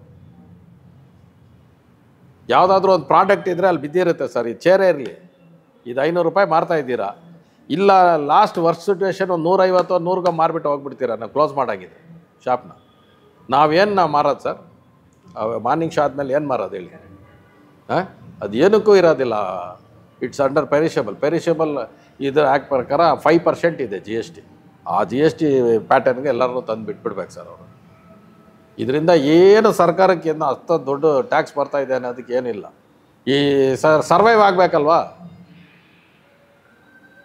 ಎವ್ರಿ 5 years ಒಂದು ಎಲೆಕ್ಷನ್. ಆ ಎಲೆಕ್ಷನ್ ಟೈಮಲ್ಲಿ ವಿ ಡೈ. ಎಲ್ಲರೂ ಭಯ ಬೀಳ್ತಾರೆ. Entertainment is become very cheap sir. ಮುಂಚೆ entertainment was not there except cinema. ಇವಾಗ ಎಂಟರ್ಟೈನ್ಮೆಂಟ್ ಹಂಗೆ ಸ್ವಿಚ್ ಹಾಕಿದ್ರೆ ಸಾಕು, ನಿಮಗೆ ಎಂಟರ್ಟೈನ್ಮೆಂಟ್ ಇದೆ. IPL ಅನ್ನೋದು ತಂದು 2 ತಿಂಗಳು, ಫಾಲೋಡ್ ಬೈ ವರ್ಲ್ಡ್ ಕಪ್. ಇವೆಲ್ಲ ನೋಡಿಕೊಂಡು all producers push their releases. What happens? ಆ 3 ತಿಂಗಳ ಕಾಲ ನಾವೇನಾಗಬೇಕು? ಅದಕ್ಕೆ ಮುಂಚೆ 1 ತಿಂಗಳು ಎಕ್ಸಾಮು. ನಾವು ಹೆಂಗೆ ಸರ್ವೈವ್ ಆಗಬೇಕು ಹೇಳಿ? 4-5 ತಿಂಗಳು ಒಂದು ವರ್ಷದಲ್ಲಿ ಹೋಗ್ತಾ ಇದ್ದರೆ ಹೆಂಗೆ ಸರ್ವೈವ್ ಆಗ್ತಾರೆ ಇವರು? ಇದನ್ನು ಪೆರಿಷಬಲ್ ಇದಕ್ಕೆ ತರಬೇಕು, 5% ಆಗಬೇಕು. ಒಂದೊಂದು ಥಿಯೇಟ್ರಿಗೆ 1 ಕೋಟಿ 2 ಕೋಟಿ ಕೊಟ್ಟು ಅವ್ರನ್ನ ಉಳಿಸ್ಬೇಕು ಸರ್, ಸಬ್ಸಿಡಿ ಕೊಟ್ಟು. It's Karnataka should take a major drastic step. Karnataka government ಉಳ್ಸೋಕ್ಕೆ it should become a model for all India. ಆ ಎಲ್ಲ ಇದರಲ್ಲೂ ಕರ್ನಾಟಕನೇ ಸರ್. ನಿಮ್ಗೆ ಲ್ಯಾಂಡ್ ರೆವೆನ್ಯೂಸ್, ಲ್ಯಾಂಡ್ ಆ್ಯಕ್ಟ್ಸ್ ಎಲ್ಲ ಇಲ್ಲಿಂದನೇ ಸೃಷ್ಟಿಯಾಗಿ ಹೋಗಿರೋದು. ಸಿನಿಮಾದು ಇಲ್ಲಿಂದನೇ ಸೃಷ್ಟಿಯಾಗಿ ಹೋಗಲಿ. ಇಲ್ಲಿ ಸಿನಿಮಾ ಬದುಕಬೇಕಂದ್ರೆ government has supported so much. ಇವಾಗ ಉತ್ತರ ಪ್ರದೇಶಲ್ಲಿ ಯೋಗಿ ಅವರು ಎಷ್ಟೋ ಸಪೋರ್ಟ್ ಮಾಡ್ತಾರೆ ಎಕ್ಸಿಬಿಷನ್ ಸೆಕ್ಟ್ರಿಗೆ. ಎಷ್ಟೋ ಕೋಟಿಗಳು ಕೊಡ್ತಾ ಇದ್ದಾರೆ. ಥಿಯೇಟ್ರ್ಗಳು ಕಟ್ಟಿದ್ರೆ ಏನೇನೋ ಅವ್ರಿಗೆ ಟ್ಯಾಕ್ಸ್ ಬೆನಿಫಿಟ್ಸ್ ಏನು ಬೇಕು ಅಂತ ಪ್ರೊಡಕ್ಷನ್ನು ಕೊಡ್ತಾ ಇದ್ದಾರೆ. ಎಲ್ಲ ಅಲ್ಲಿ ಮಾಡ್ಬೋದು. ಇಲ್ಲಿ ಯಾಕೆ ಸರ್? ಇಲ್ಲಿ ಇಂಥ ಇಂಡಸ್ಟ್ರಿ, ಹೆಲ್ತಿ ಇಂಡಸ್ಟ್ರಿ. ಇವತ್ತು ಇಂಡಿಯಲ್ಲಿ ಎಷ್ಟು ಹೆಲ್ತಿ ಇಂಡಸ್ಟ್ರೀಸು? ಹಿಂದಿ, ತೆಲುಗು, ತಮಿಳ್, ಕನ್ನಡ, ಮಲಯಾಳಂ. ಇವು 5 ಬಗ್ಗೆನೇ ಕೇಳೋದಲ್ವಾ? ನಮ್ಮ ಗುಜರಾತಿ, ಮರಾಠಿ, ಈ ಬೆಂಗಾಲಿ. ಪಾಪ ಬೆಂಗಾಲಿ ಚೆನ್ನಾಗಿದ್ದವರು ಹೊರಟೋದ್ರು. ಇವರೆಲ್ಲ ಡೌನ್ ಆಗಿಬಿಟ್ಟವ್ರೆ. ಈ ಲಾಸ್ಟ್ ಇವಾಗ ನಾವು ಫಸ್ಟ್ ಪೆರಿಶ್ ಆಗ್ತಾ ಇರ್ತೀವಿ. ಕನ್ನಡ ಇಂಡಸ್ಟ್ರಿ ಸಪೋರ್ಟ್ ಮಾಡಿಲ್ಲ ಅಂದರೆ ಇದು ಡೆಡ್. ಸರ್, ಈಗ ಸರ್ ಹೇಳ್ದಂಗೆ ಫಸ್ಟ್ಲಿ ನಾವು ಫೋರ್ಮೋಸ್ಟ್ ಆರ್ಗನೈಸ್ ಆಗಬೇಕು. ನಮ್ಮಲ್ಲಿ ಪಾಲಿಸೀಸು ಇತ್ತು, ಆದರೆ ಅದು ಇದನ್ನೇ ನಾವೇ ಕಿತ್ತಾಡ್ಕೊಂಡು ಮುಚ್ಚಾಕೊಂಡ್ವಿ. ಫಸ್ಟು ಪಾಲಿಸಿನ ತರಬೇಕು. ಇಂಡಸ್ಟ್ರಿಯಲ್ಲಿ ನಾನು ಅನ್ನೋದು ಬಿಟ್ಟು ಇಂಡಸ್ಟ್ರಿ ನಾವು ಅನ್ನೋದು ಬರಬೇಕು. ಎರಡನೇದಾಗಿ ಪ್ರೊಡಕ್ಷನಲ್ಲಿ ಬರ್ತಾ ಇರೋ ಪ್ರಾಬ್ಲಮ್, ಇತ್ತೀಚೆಗೆ ಬರ್ತಾ ಇರೋ ಪ್ರಾಬ್ಲಮ್ ಏನಂದರೆ ಪ್ರೊಡ್ಯೂಸರ್ಗೆ ತಿಳುವಳಿಕೆ ಇಲ್ಲ. ನಾನು ಏನು ಬಂಡವಾಳ ಹಾಕ್ತಾಯಿದ್ದೀನಿ, ಏನು ಮಾಡ್ತಾಯಿದ್ದೀನಿ ಅನ್ನೋದು ತಿಳುವಳಿಕೆ ಇಲ್ಲ. ಆ ಪ್ರೊಡ್ಯೂಸರು ಯಾರೇ ಇರ್ಬೋದು, ಹೊಸ ಪ್ರೊಡ್ಯೂಸರ್ ಹೇಳ್ತಾಯಿದ್ದೀನಿ ನಾನು. ಅವರು ಬರೋರು ನಾನು ಏನಕ್ಕೆ ಕಾಸು, ಯಾಕಂದರೆ ಒಂದು ಬಿಸ್ನೆಸ್ ಮಾಡ್ಬೇಕಾದ್ರೆ ನಾನು ಏನಕ್ಕೆ ಆಗ್ತಾಯಿದ್ದೀನಿ, ನಾನು ರಿಟರ್ನ್ಸ್ ಏನು ಅಂತ ನೋಡ್ತೀವಲ್ವ, ಅದೇ ರೀತಿ ಇಲ್ಲೂ ಬಂದು ನೋಡಬೇಕು. ಯಾಕಂದ್ರೆ ನಾನು ಚೇಂಬರಲ್ಲೂ ಕೂಡ ಇದ್ದಿದ್ದರಿಂದ ಎಜುಕೇಟ್ ಆಗಬೇಕು. ಎಜುಕೇಷನ್ ಬೇಕೇ ಬೇಕು. ಬರ್ತಾ ಇರೋ ಡೈರೆಕ್ಟರ್ಸ್ಗೆ ಮಸ್ಟ್ ಆ್ಯಂಡ್ ಶುಡ್ ಎಜುಕೇಷನ್ ಬೇಕು. ಒಂದು ಸಿಂಪಲ್ ಎಕ್ಸಾಂಪಲ್ ಹೇಳ್ಬೇಕಂದ್ರೆ, ಆವತ್ತಿನ ಕಾಲದಲ್ಲಿ ಒಂದು ಶಾರ್ಟ್ ಇಕ್ಕದ ಅಂದರೆ ಮುಗೀತು, ಕ್ಲೋಸ್. ಅದು ಅದೇ ಶಾರ್ಟ್ ಇದು ಡೈರೆಕ್ಟ್ ಹೇಳ್ತಿದ್ದೆ, ನನಗೆ ಇದೇ ಶಾರ್ಟ್ ಬೇಕು, ಹಿಂಗೆ ಬೇಕು, ನೀನು ಹಿಂಗೆ ಮಾಡಬೇಕು. ಇವತ್ತು ಹಂಗಲ್ಲ. ಈ ಟೆಕ್ನಾಲಜಿ ಈಗ ರೀಲ್ ಇಲ್ಲ, ಎಲ್ಲ ಆಡಿಸ್ಕು ಬೇಕು ಅಂದರೆ ಡಿಲೀಟ್ ಮಾಡಿದ್ರೆ ಇನ್ನೊಂದು ತಿರ್ಗಿ ಸ್ಟೋರೇಜ್ ಸಿಗುತ್ತೆ. 10 ಮೇಕಿಂಗ್ ಮಾಡು, 15 ಮೇಕಿಂಗ್ ಮಾಡು. ಇದರಿಂದ ಆಗ್ತಾಯಿರೋ ಪ್ರಾಬ್ಲಮ್ ಏನು ಗೊತ್ತಾ? ಪ್ರೊಡಕ್ಷನ್ ಕಾಸ್ಟ್ ಜಾಸ್ತಿ ಆಗ್ತಾಯಿದೆ, ಪ್ರೊಡಕ್ಷನ್ ಟೈಮ್ ಜಾಸ್ತಿ ಆಗ್ತಾಯಿದೆ. ಆಮೇಲೆ ಆ ಡೈರೆಕ್ಟ್ರಿಗೆ ಏನು ಮಾಡಬೇಕು ಅನ್ನೋ ತಿಳುವಳಿಕೆನೇ ಇಲ್ಲ. ಫಸ್ಟ್ ಆಫ್ ಆಲ್ ಕೆಲವರಿಗೆ ಏನು ಮಾಡಿದ್ದೀನಿ ಅಂತ ಗೊತ್ತಿಲ್ಲ, ಶಾರ್ಟ್ ಹೆಂಗೆ ಇಕ್ಬೇಕು, ಏನು ಗೊತ್ತಿರಲ್ಲ. ಅವರು ಎಜುಕೇಟ್ ಮಾಡಬೇಕು. ಆಮೇಲೆ ಎಕ್ಸಿಬಿಷನಲ್ಲಿ ನಮಗೇನು ಬಂಗ್ಲೆ ಕಟ್ಟೋಕ್ಕೆ ಅಥವಾ ಇದನ್ನು ತಾಜ್ ಮಹಲ್ ಕಟ್ಟೋಕ್ಕೆ ಆಸ್ಬೇಡ, ಇರೋದನ್ನ ಉಳಿಸ್ಕೊಳೋದಕ್ಕಷ್ಟು ನಮಗೆ ಚೇತರಿಕೆ ಕೊಡಬೇಕು, ಮೇಂಟೈನ್ ಮಾಡ್ಕೊಳೋಕ್ಕೆ. ಆ್ಯಂಡ್ ಫೋರ್ಮೋಸ್ಟ್ ಆ್ಯಂಡ್ ಲಾಸ್ಟಾಗಿ ನಾನು ನಮ್ಮ ಆರ್ಟಿಸ್ಟ್ಗಳಿಗೆ ಕೇಳ್ಕೊಳ್ಳೋದು, ದಯವಿಟ್ಟು ಮೂವೀಸ್ ಮಾಡಿ. ಯಾಕೆಂದರೆ ಈ ಅಡಿಕ್ಷನ್ನ ತಪ್ಪಿಸ್ಬೇಡ್ರಿ. ಅಡಿಕ್ಷನ್ ತಪ್ಪಿದ್ರೆ ಜನ ತಿರ್ಗಾ ಬರೋಲ್ಲ. ಆಮೇಲೆ ನೀನೇ ಏನೇ ಬಂದು ನಾನು ದೊಡ್ಡ ಸ್ಟಾರ್ ಅಂತ ಹೇಳಿದ್ರು ನಿನ್ನ ನೋಡೋಕ್ಕೆ ಯಾರು ಇರಲ್ಲ. ಆಮೇಲೆ ನಾನಿವತ್ತು ನನ್ನ ಸರ್ವೈವಲ್ಗೆ ನನಗೆ ಯಾರು ಪಿಕ್ಚರ್ ಕೊಡ್ತಾರೆ ಅವರೇ ದೇವರು. ನನಗೆ ಇವತ್ತು ನೀವು ಗೊತ್ತಿರ್ಬೋದು, ಆಲ್ರೆಡಿ ಎಲ್ಲ ಲ್ಯಾಂಗ್ವೇಜ್ದು ಪಿಕ್ಚರ್ಗಳು ಕನ್ನಡದಲ್ಲಿ ಡಬ್ಬಾಗಿ ಬರ್ತಾಯಿದೆ. ಉದಾಹರಣೆಗೆ ಮಂಜುಮಲ್ ಬಾಯ್ಸು, ಇವರೇ ಡಿಸ್ಟ್ರಿಬ್ಯೂಟ್ರು, ಇವರೇ ರಿಲೀಸ್ ಮಾಡಿದ್ದು ಪಿಕ್ಚರ್ನ. ಕನ್ನಡದಲ್ಲಿ ತೆಲುಗಲ್ಲಿ ಮಾಡಿದ್ರು, ಇಲ್ಲಿ ಮಾಡಿಲ್ಲ. ಇಲ್ಲಿ ಕನ್ನಡ OTT ಹೋದರೆ ಇಲ್ಲಿ ಕೊಟ್ಟಿದ್ದರೆ ಎಷ್ಟು ಹೆಂಗೆ ಓಡಿರೋದು ಪಿಕ್ಚರ್. ಅದು ಒಂದು ಕನ್ನಡದಲ್ಲಿ ರಿಲೀಸ್ ಆಗಿರೋ ಪಿಕ್ಚರ್ಗಳಿದೆ. ನನ್ನ ವೀರ್ಯ ಸ್ಟೇಟು ಡಾಮಿನೆಂಟ್ ಕನ್ನಡ ಸೆಂಟ್ರ್ ನಂದು. ನನ್ನಲ್ಲಿ ಬೇರೆ ಲ್ಯಾಂಗ್ವೇಜಸ್ ಆಗ್ತಿದ್ದೆ, ಇವೆಲ್ಲ ಆಗ್ತೀನಿ. ನನಗೆ ಕನ್ನಡ ಲ್ಯಾಂಗ್ವೇಜ್ ಡಾಮಿನೆಂಟ್ ಆಗಿರೋದ್ರಿಂದ ನನಗೆ ಕನ್ನಡ ವರ್ಷನೇ ಕೊಡೋಕ್ಕೆ ಶುರು ಮಾಡಿದ್ರೆ ಜನ ಶಿಫ್ಟ್ ಆಗ್ತಾರೆ, ನಮ್ಮವ್ರನ್ನ ಮರೀತಾರೆ, ಬೇರೆ ಕಡೆ ಹೋಗ್ತಾರೆ. ಆಮೇಲೆ ನಾನು ಬಂದಪ್ಪ 3 ವರ್ಷ ಆದಮೇಲೆ, ಬಂದಪ್ಪ 5 ವರ್ಷ ಆದಮೇಲೆ, ಬಂದಪ್ಪ 2 ವರ್ಷ ಆದಮೇಲೆ ಬಂದರೆ ಕೇಳೋಕ್ಕೆ ನಿಮಗೆ ಫಸ್ಟ್ ಆಫ್ ಅಡ್ವಾನ್ಸ್ ಕೊಡೋರು ನಾವು. ಅಡ್ವಾನ್ಸ್ ಕೊಟ್ಟರೆ ಒಂದು ಸೆಕ್ಯೂರ್ಡ್ ಫೈನಾನ್ಸ್ ಕೊಟ್ಟು ನೀವು ಸ್ಯಾಟಲೈಟ್ ಇದು ಕಂಟೆಂಟ್ ನೆಗೆಟಿವ್ ಈಚೆ ತರೋದು. ನಾವೇ ಕೊಡಲಿಲ್ಲ ಅಂದರೆ ನಿಮ್ಮ ಕಂಟೆಂಟ್ ಈಚೆ ತೆಗಲಿಕ್ಕೂ ಕಾಸಿರಲ್ಲ. ಮುಂಚೆ ಅಡ್ವಾನ್ಸ್ ಕೊಡ್ಬೇಕು ಸರ್. ಅಂದರೆ ನಮ್ಮ ಥಿಯೇಟ್ರಲ್ಲಿ ಸಿಂಗಲ್ ಸ್ಕ್ರೀನ್ಸ್ ಅವರು ಅಡ್ವಾನ್ಸ್ ಕೊಟ್ಟು ಸಪೋರ್ಟ್ ಮಾಡ್ತಾರೆ. ಸಪೋರ್ಟ್ ಮಾಡ್ತೀವಿ ಸರ್. ಟರ್ಮ್ಸ್ ಅಲ್ಲಿ ಅಂದರೆ ನಮ್ಮ ಥಿಯೇಟ್ರಿಗೆ ನಿಮ್ಮ ಸಿನಿಮಾ ಕೊಡಿ ಅನ್ನೋ ಥರ ಅದು. ನಮ್ಮ ಥಿಯೇಟರ್ ಸಿನಿಮಾ ಕೊಡಿ ಅಂತ ಒಂದು. ಇನ್ನೊಂದು ಈಗ ಏನಾಗುತ್ತೆ, ಒಬ್ಬ ಪ್ರೊಡ್ಯೂಸರು ಈಗ ಒಂದು ಎಕ್ಸಾಂಪಲ್, ಒಂದು 50 ಕೋಟಿ ಪ್ರೊಡಕ್ಷನ್ ಅಂದರೆ 50 ಕೋಟಿನೇ ಒಂದೇ ಸರಿ ತರೋಕ್ಕಾಗಲ್ಲ. ನನಗೆ ಒಂದು ಸಾಲ ಅಂತ ಇಟ್ಕೊಂಡು ಬಂದಿರ್ತಾರೆ, ಪ್ರತಿಯೊಂದು 10 ಕೋಟಿ ಥಿಯೇಟರ್ ಅವ್ರು ಕೊಡ್ತಾರೆ. ಪ್ರತಿಯೊಂದು ಸಾಲ ಒಬ್ಬ ಪ್ರೊಡ್ಯೂಸರ್ದು ಕ್ಲಿಯರ್ ಆಗಬೇಕು ಮೂವಿ ರಿಲೀಸ್ ಆಗಿ ಮುಂಚೆ, ಇಲ್ಲಾಂದರೆ ಫೈನಾನ್ಸ್ ರಿಲೀಸ್ ಮಾಡೋಲ್ಲ. ಈಗ ನಮ್ಮದು ಕೋಟಿಗೊಬ್ಬದ್ದು ಏನು ಇದೆ ಅದೇ ಉದಾಹರಣೆ. ಅದಕ್ಕೆ ಏನು ಮಾಡ್ತೀವಿ, ಈಗ ಪ್ರೊಡಕ್ಷನ್ಗೆ ಈಗ ಪ್ರೊಡ್ಯೂಸರ್ ಕಾಸು ಎಲ್ಲಿಂದ ಬರುತ್ತೆ, ಥಿಯೇಟ್ರಿಂದ ರಿಟರ್ನ್ಸ್ ಬರುತ್ತಲ್ಲ. ಸೊ ಅಡ್ವಾನ್ಸ್ ಆಗಿ ಸ್ವಲ್ಪ ನನಗೆ ಕಾಸು ಕೊಡು, ನಾನು ಅದನ್ನು ಕ್ಲಿಯರ್ ಮಾಡ್ಕೊಂಬರ್ತೀವಿ, ನಾವು ಕೊಡ್ತೀವಿ, ಸಪೋರ್ಟ್ ಮಾಡ್ತಾರೆ. ನಾವು ಮಾಡ್ತೀವಿ. ಯಾವ ಮಲ್ಟಿಪ್ಲೆಕ್ಸ್ ಮಾಡ್ತಾರೆ ಇದನ್ನು ಸಪೋರ್ಟ್ ಮಾಡಿದ್ರೆ ಸಿಂಗಲ್ ಸ್ಕ್ರೀನ್ ಅವರು ಸಿಂಗಲ್ ಸ್ಕ್ರೀನ್ ಇರೋದಕ್ಕೆ ಕನ್ನಡ ಸಿನಿಮಾನು ಬರ್ತಾ ಇರೋದು ಸರ್. ಸಿಂಪಲ್ ಅದು, ಅವ್ರು ಸಪೋರ್ಟ್ ಮಾಡ್ತಾರೆ. ಸೊ 70% ಸಪೋರ್ಟ್ ಅವರು ಕೊಡ್ತೀವಿ. ಥಿಯೇಟ್ರ್ ಅವರು ಸಿಂಗಲ್ ಸ್ಕ್ರೀನ್ ಅವರು 65ರಿಂದ 70% ಕಲೆಕ್ಷನ್ ನಾವು ಕೊಡೋದು, ಕೇವಲ 30-35% ಕಲೆಕ್ಷನ್ ಅಷ್ಟು ಅವ್ರು ಕೊಡೋದು. ಆದರೆ ಇಬ್ಬರು ಕಲೆಕ್ಟ್ ಮಾಡೋ ಪಿಕ್ಚರಲ್ಲಿ 60% ನಾವು, 40% ಅವ್ರು ಕಲೆಕ್ಟ್ ಮಾಡ್ತಾರೆ. ಕಲೆಕ್ಷನ್ ವೈಸಲ್ಲಿ ಅಷ್ಟು.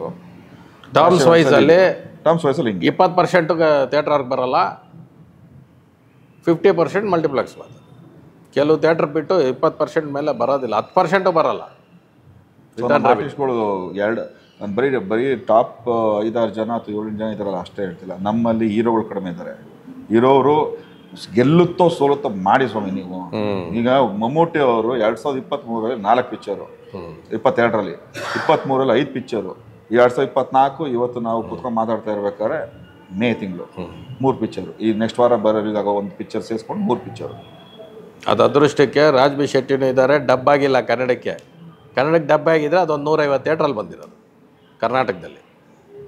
So small example, Salaar original Telugu ಲ್ಯಾಂಗ್ವೇಜ್ಗಿಂತ ಇಲ್ಲಿ ಕನ್ನಡ ಜಾಸ್ತಿವಾಗಿದೆ ನರ್ತ್ಕೆಯಲ್ಲಿ collection. Dub RRR picture, RRR Kannada. ನಾನು ನಮ್ಮ ಸ್ಕ್ರೀನ್ 2 ಅಲ್ಲಿ ಕನ್ನಡ ಹಾಕಿದ್ದೆ. 3 ವಾರ ಪಿಕ್ಚರ್ ಓಡಿದೆ. 3 ವಾರದಲ್ಲಿ 2 ವಾರ ನನಗೆ ಹೌಸ್ಫುಲ್ ಕಲೆಕ್ಷನ್ಸ್. ನಾನು ಯಾಕೆ ಕನ್ನಡ ಹಾಕ್ಲಿ ಬೇರೆದು? ಕನ್ನಡ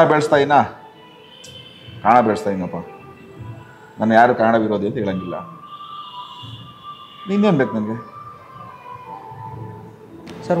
ಒಂದು ಅಂದರೆ ಕೆಲವೊಬ್ರು ಹೇಳೋದು, ಈಗ ಸಿಂಗಲ್ ಸ್ಕ್ರೀನ್ಗಳು ಪ್ರಾಬ್ಲಮ್ ಫೇಸ್ ಮಾಡ್ತಾ ಇದೆ, ಮಲ್ಟಿಪ್ಲೆಕ್ಸ್ ಚೆನ್ನಾಗಿದೆ ಅಂತ ಇದೆಯಲ್ಲ, ನೀವು ಯಾಕೆ ಮಲ್ಟಿಪ್ಲೆಕ್ಸಿಗೆ ಶಿಫ್ಟ್ ಆಗ್ಬಾರ್ದು? ಅಂದರೆ ನಿಮ್ಮ ಥಿಯೇಟರ್ ಮಲ್ಟಿಪ್ಲೆಕ್ಸ್ ಕನ್ವರ್ಟ್. ಇವಾಗ ಈ ಇನ್ವೆಸ್ಟ್ಮೆಂಟ್ಗೆ ರಿಟರ್ನ್ಸ್ ಇಲ್ಲ, ಇರೋದ್ರೂ ಕನ್ವರ್ಟ್ ಮಾಡೋಕ್ಕೆ ಗೌರ್ಮೆಂಟ್ ಪರ್ಮಿಷನ್ನು ಕೊಟ್ಟಿದೆ. ಗೌರ್ಮೆಂಟ್ ಪರ್ಮಿಷನ್ ಕೊಡ್ತೀವಿ, ಇರೋದ್ರನ್ನೇ 2 ಸ್ಕ್ರೀನ್ 3 ಸ್ಕ್ರೀನ್ ಮಾಡ್ಕೊಳ್ಳಿ, ಕೆಳಗಡೆ ಶಾಪಿಂಗ್ ಮಾಡ್ಕೊಳ್ಳಿ, ಎಲ್ಲ ಮಾಡಿ. ಅದು ಎಷ್ಟು ಇನ್ವೆಸ್ಟ್ಮೆಂಟು?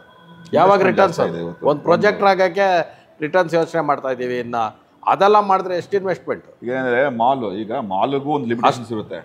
ಈಗ ನೀವೊಂದು ಮಲ್ಟಿಪ್ಲೆಕ್ಸ್ ಆಗಿ ಚೇಂಜ್ ಮಾಡಬೇಕು ಕಟ್ಟಬೇಕು ಅಂದರೆ ಅಟ್ಲೀಸ್ಟ್ ಮಿನಿಮಮ್ ಒಂದು ಕಾಲು ಎಕರೆ ಜಾಗ ಇರುತ್ತೆ. ಬಟ್ ನಮ್ದೇನಾಗಿದೆ, ನಮ್ದೆಲ್ಲ 30,000 25,000 20,000 ಈ ಥರ ರೇಂಜ್ ಇರೋದ್ರಿಂದ ನಮ್ಮಲಾಗಲ್ಲ. ಯಾಕಂದ್ರೆ ನಮ್ಮ ಅಕ್ಕಪಕ್ಕನೇ ಒಂದು ದೊಡ್ಡ ಮಲ್ಟಿಪ್ಲೆಕ್ಸ್ ಅಥವಾ ದೊಡ್ಡ ಮಾಲ್ ಇದ್ರೆ ತಿರ್ಗಿ ಇಲ್ಲಿ ಬರೋಲ್ಲ. ಇಲ್ಲಿ ಬರೀ ಸಿನಿಮಾ ಥಿಯೇಟ್ರ್ ಅಲ್ವಾ, ಅದಕ್ಕೆ ರಿಟರ್ನ್ಸ್ ಬರಲ್ಲ ಅಷ್ಟು. ಮಾಲು ಪ್ಲಸ್ ಮಲ್ಟಿಪ್ಲೆಕ್ಸ್, ಆ ಮಾಲು ಮಲ್ಟಿಪ್ಲೆಕ್ಸ್ ಎಲ್ಲ ಇರೋದಕ್ಕೆ ರಿಟರ್ನ್ಸ್ ಇದೆ. ಬರೀ ಮಲ್ಟಿಪ್ಲೆಕ್ಸ್ ಇದ್ರೆ ಹೌದು ಅವಾಗ ಅವ್ರಿಗೆ ಆ ರೆಂಟಲ್ ಬಂದ್ರೆ ಕಾಂಪ್ಲೆಕ್ಸ್ ಇದ್ರೆ ಶಾಪಿಂಗ್ ಕಾಂಪ್ಲೆಕ್ಸು ಮಲ್ಟಿಪ್ಲೆಕ್ಸು ಒಂದು ಇದು FNB ಇವಾಗ ರೆಕ್ಸ್ ಥಿಯೇಟರ್ ಮಾಡಿದ್ದಾರೆ, ಲಿಡೋ ಥಿಯೇಟರ್ ಮಾಡಿದ್ದಾರೆ. ಆ ಥರ ಲೊಕೇಶನ್ ತುಂಬ ಚೆನ್ನಾಗಿದೆ, ಅಲ್ಲಿ ಸರ್ವೈವ್ ಆಗೋಯ್ತು. ಎಲ್ಲರಿಗೂ ಆ ಲೊಕೇಶನ್ ಇರಬೇಕಲ್ವ ಸರ್ ಮಾಲ್ ಮಾಡ್ಕೊಳಕ್ಕೆ. ಆಮೇಲೆ ಏನಾದರೂ ನಾನು ಹೇಳ್ದಲ್ಲ, ಪರ್ಮನೆಂಟ್ ಸ್ಟ್ರಕ್ಚರ್ಗೆ ಥಿಯೇಟ್ರ್ಗಳಿಗೆ ಲೈಸೆನ್ಸ್ ಇರೋರಿಗೆ ಆ್ಯಸ್ ಪರ್ ಬೈಲಾ ಇದೆ.